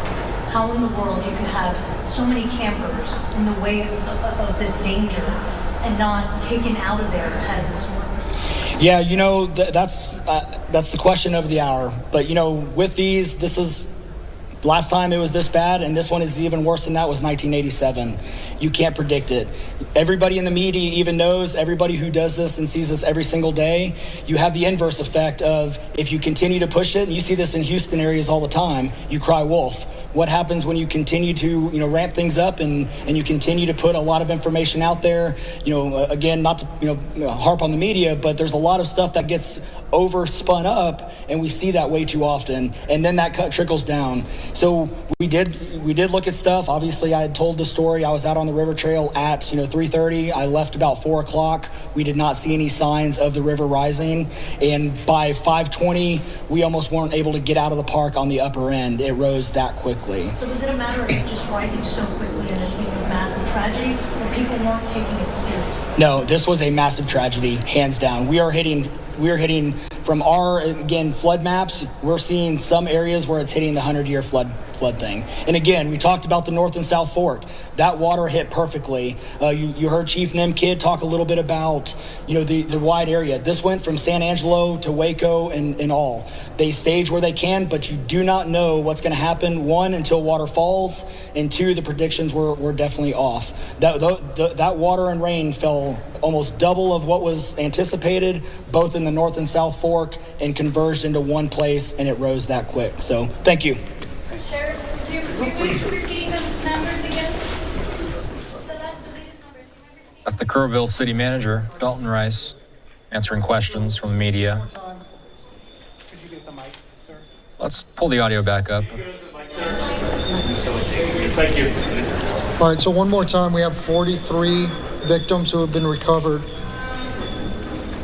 Out of that 43, 28 of them are adults, 12 of them are pending identification, 15 of them are children, and 5 of the children are still pending identification. The next press briefing will be at 10 in the morning and one to follow at 3 in the afternoon. Thank you. Do you have an updated number on recoveries? I don't, sir.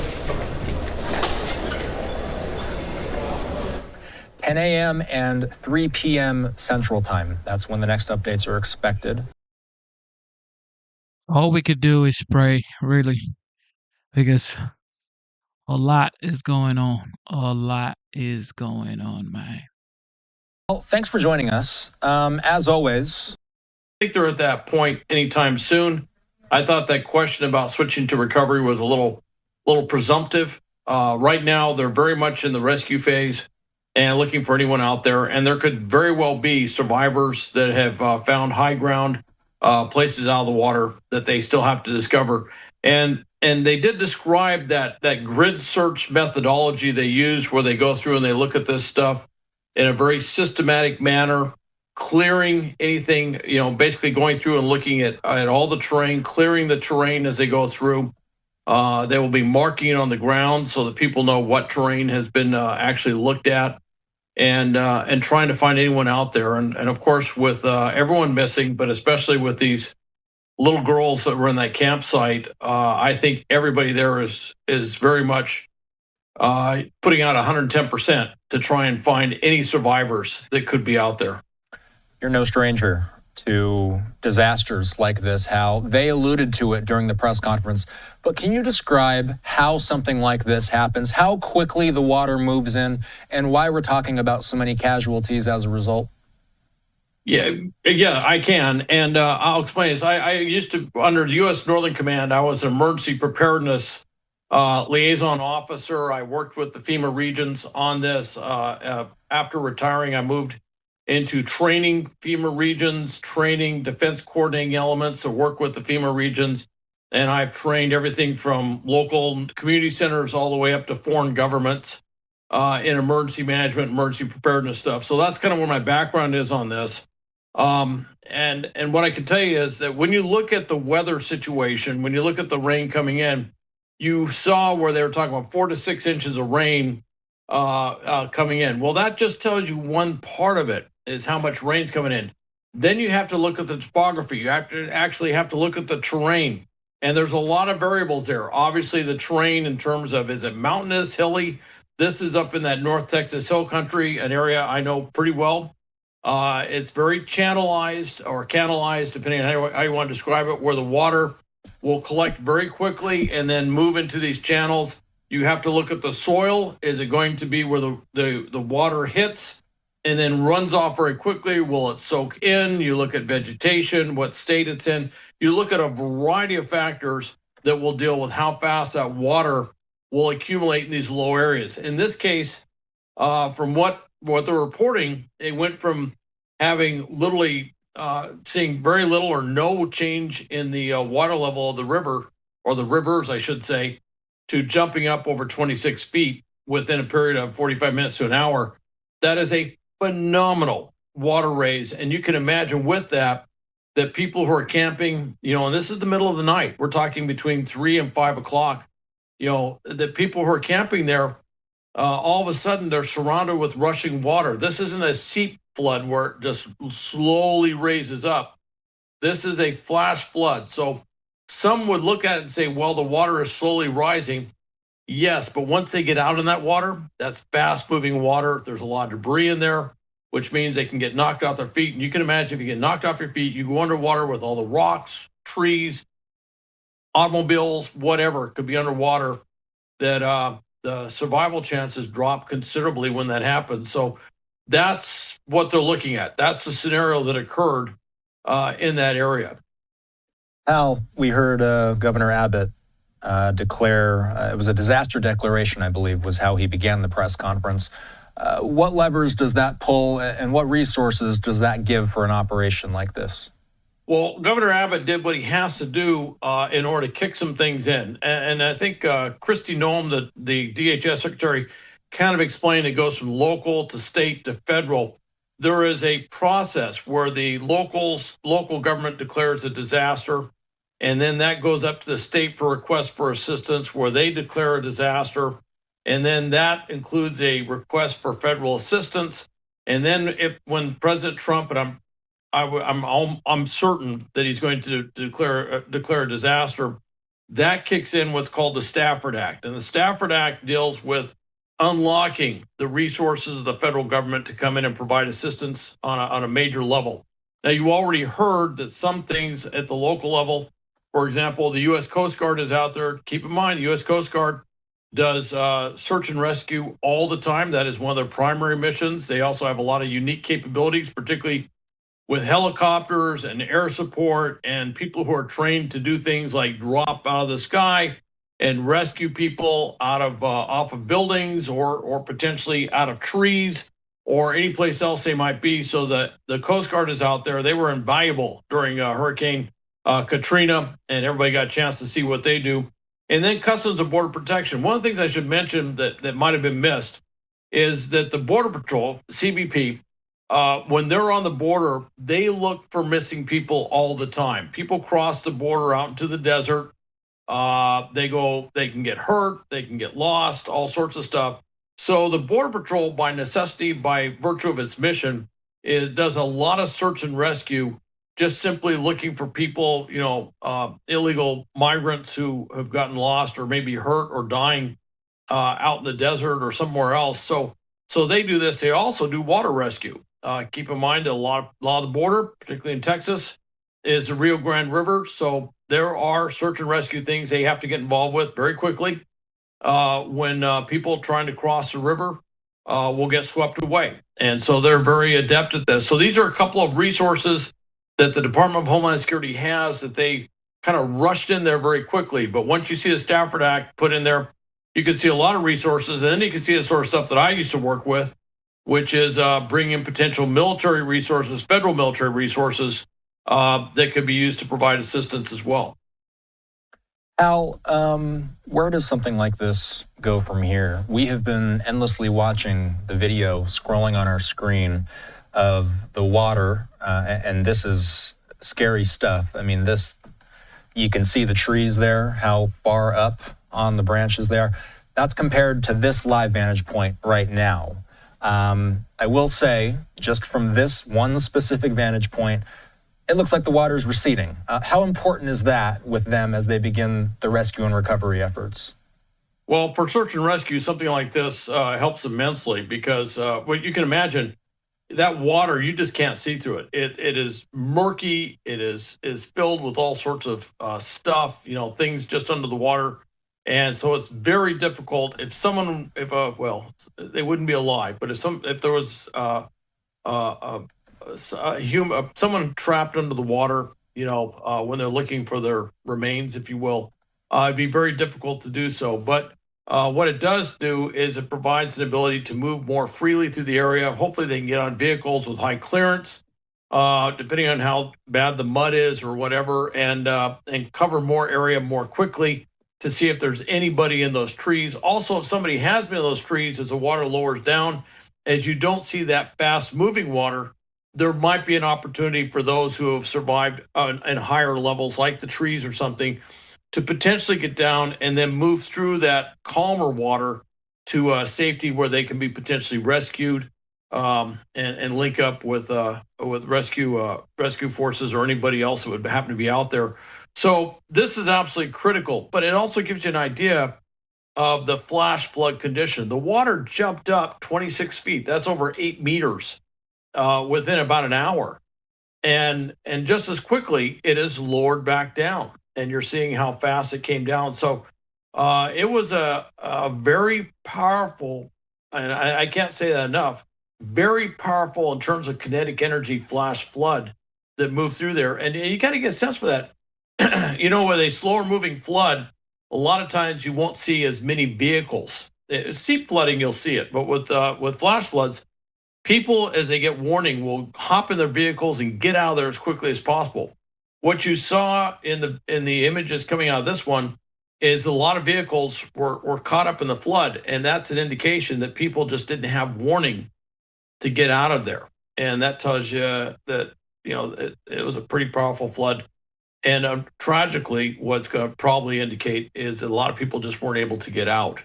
I mean, we have to remain hopeful that they're going to find more survivors. That's the hope. Of course, the other side of that is they're also going to find those who did not survive, and that's the tragedy, the catastrophe that something like this entails.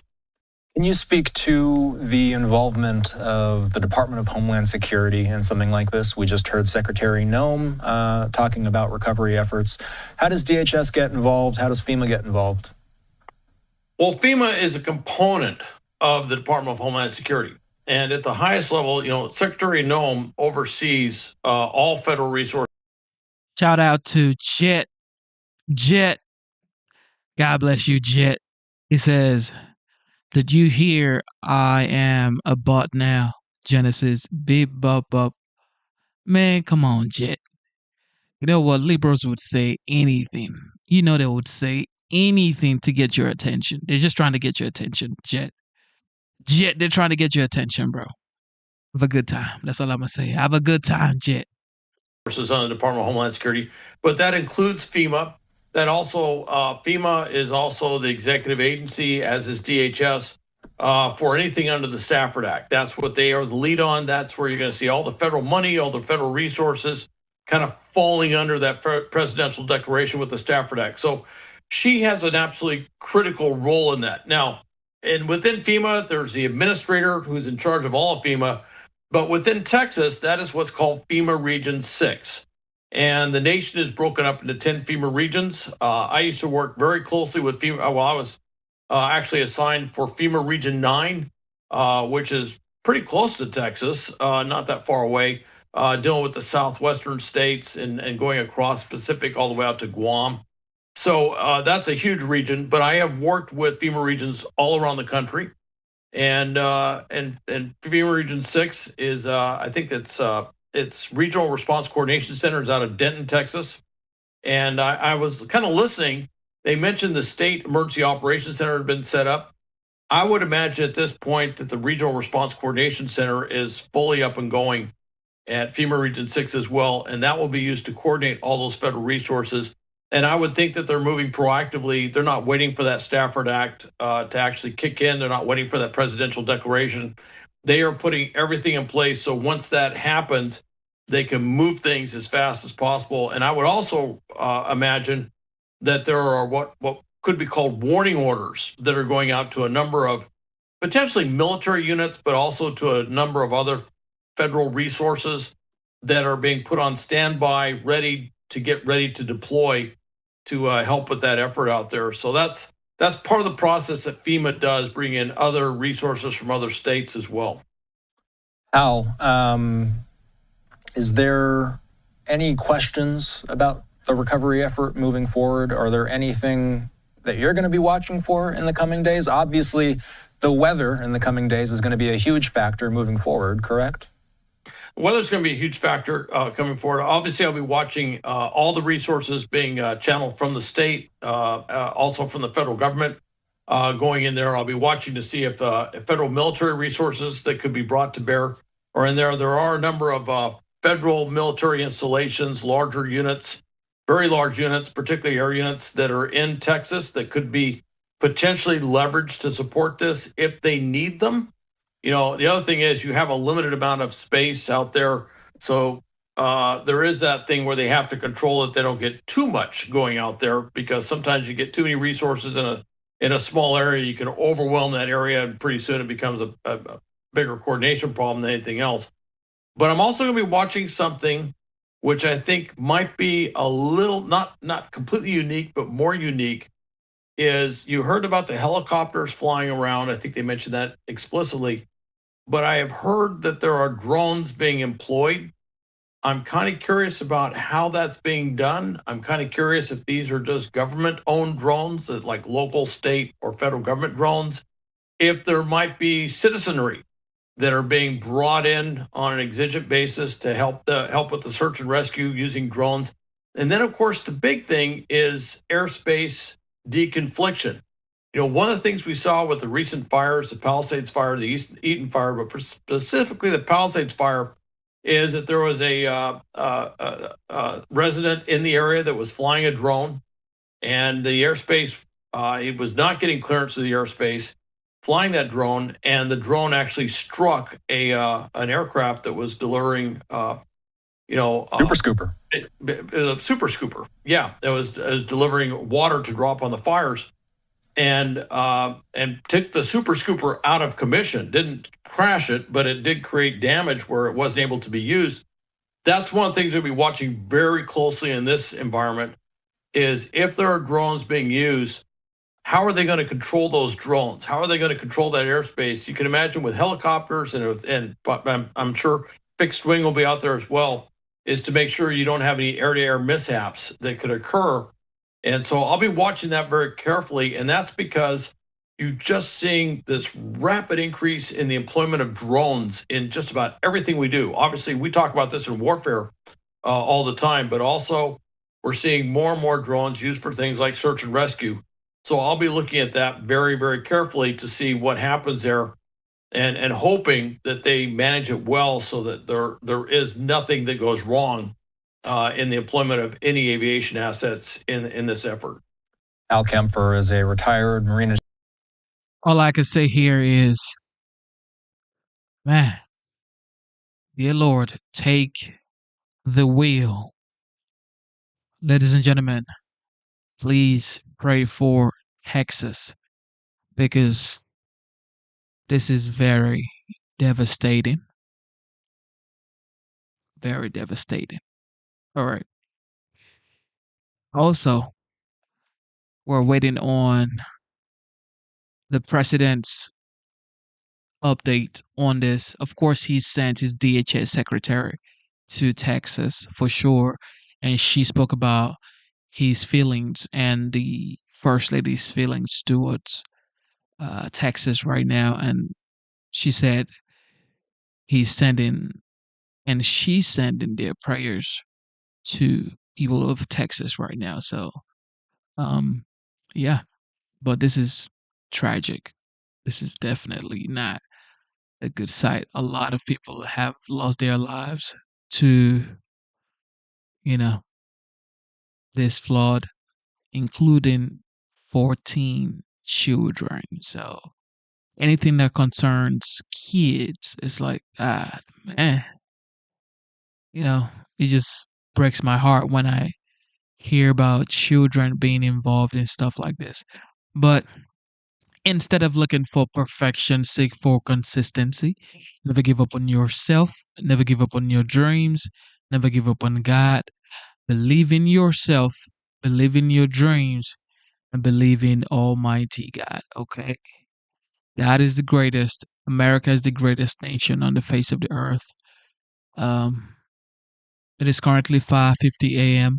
And of course, today's date is the 6th of July 2025.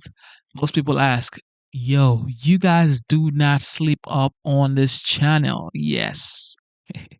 Look, we love the United States. We like to bring the updates to the people. So it doesn't matter if you're Democrat, Republican, Independent, Liberal, Conservative, Progressive. It does not matter. As long as you love the United States, as long as you cherish the idea of the United States. That's all that matters. And of course, no matter what you're going through, no matter what you're going through right now, think about it. You are not among the 32 dead in Texas floods right now. So life is hard. I get it. I get it. You might be going through grief. You might be going through mental issue, financial issues, maybe a breakup, a divorce. I don't know what you're going through. I mean, who knows what you're going through?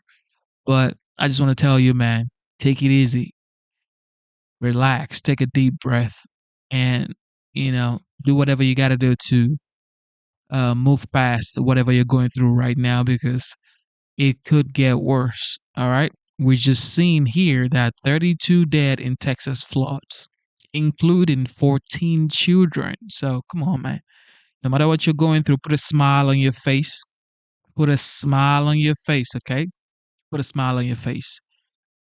Take care of yourself, protect yourself, love yourself. Yeah, man, just take yourself seriously and love yourself most importantly, okay? Um Shout out to the military personnel, shout out to the veterans. Thank you for protecting the homeland. Shout out to the law enforcement officers, shout out to Ice Ice Baby. And of course, shout out to um shout out to our esteemed members. Shout out to Dr. Luke, the GOAT. God bless you. And of course, shout out to Sandra. Sandra just said, man, Sandra, thank you for the super chat. Sandra said, NOAA isn't seeing any changes until 2026. And NWS has hiring exemption. Shout out to Sandra. God bless you, Sandra. Thank you for the super chat. And thank you for being an esteemed member. God bless you, Sandra. And of course, shout out to Ellie, shout out to Ingram, shout out to Ringmaster, and shout out to the moderators. Jet. Jet is the new bot because they're saying Jet is a bot. Liberals are calling Jet a bot. So, okay, he's a bot. Okay. He's a bot, ladies and gentlemen. All right, here we go. Shout out to C. Shelley. Uh, Anders. God bless you, Anders. Shout out to who else we got? Who else do we have? Is Mr. Busket good? I haven't seen Mr. Busket in a while.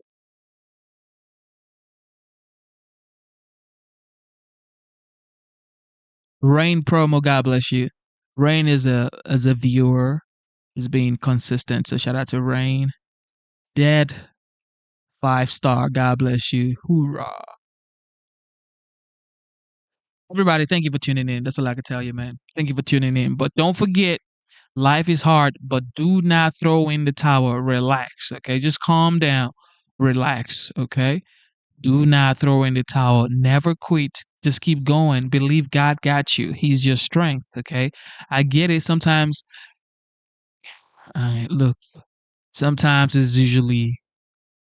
sometimes you just think you can't go on. You can't keep going. But I promise you, man, just calm down, take a deep breath. And if you need professional help, you should seek for professional help, okay?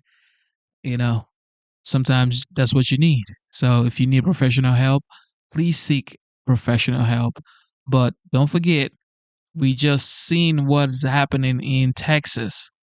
A lot of people are losing their lives. What did they do to deserve this? Okay, so look, this is the world we're living in. We can only make the best we can with the cards that we are dealt. So please just calm down and just know God is in control. All right. With that being said, it is your boy Genesis. Shout out to everybody for tuning in. Welcome to the Genesis Show. It is currently 5:55 a.m. in Georgia. And of course, today's date is the 6th of July, 2025. Today is Sunday. Happy Sunday, everybody. Don't forget, God is the greatest. It is your boy Genesis, and I am signing out.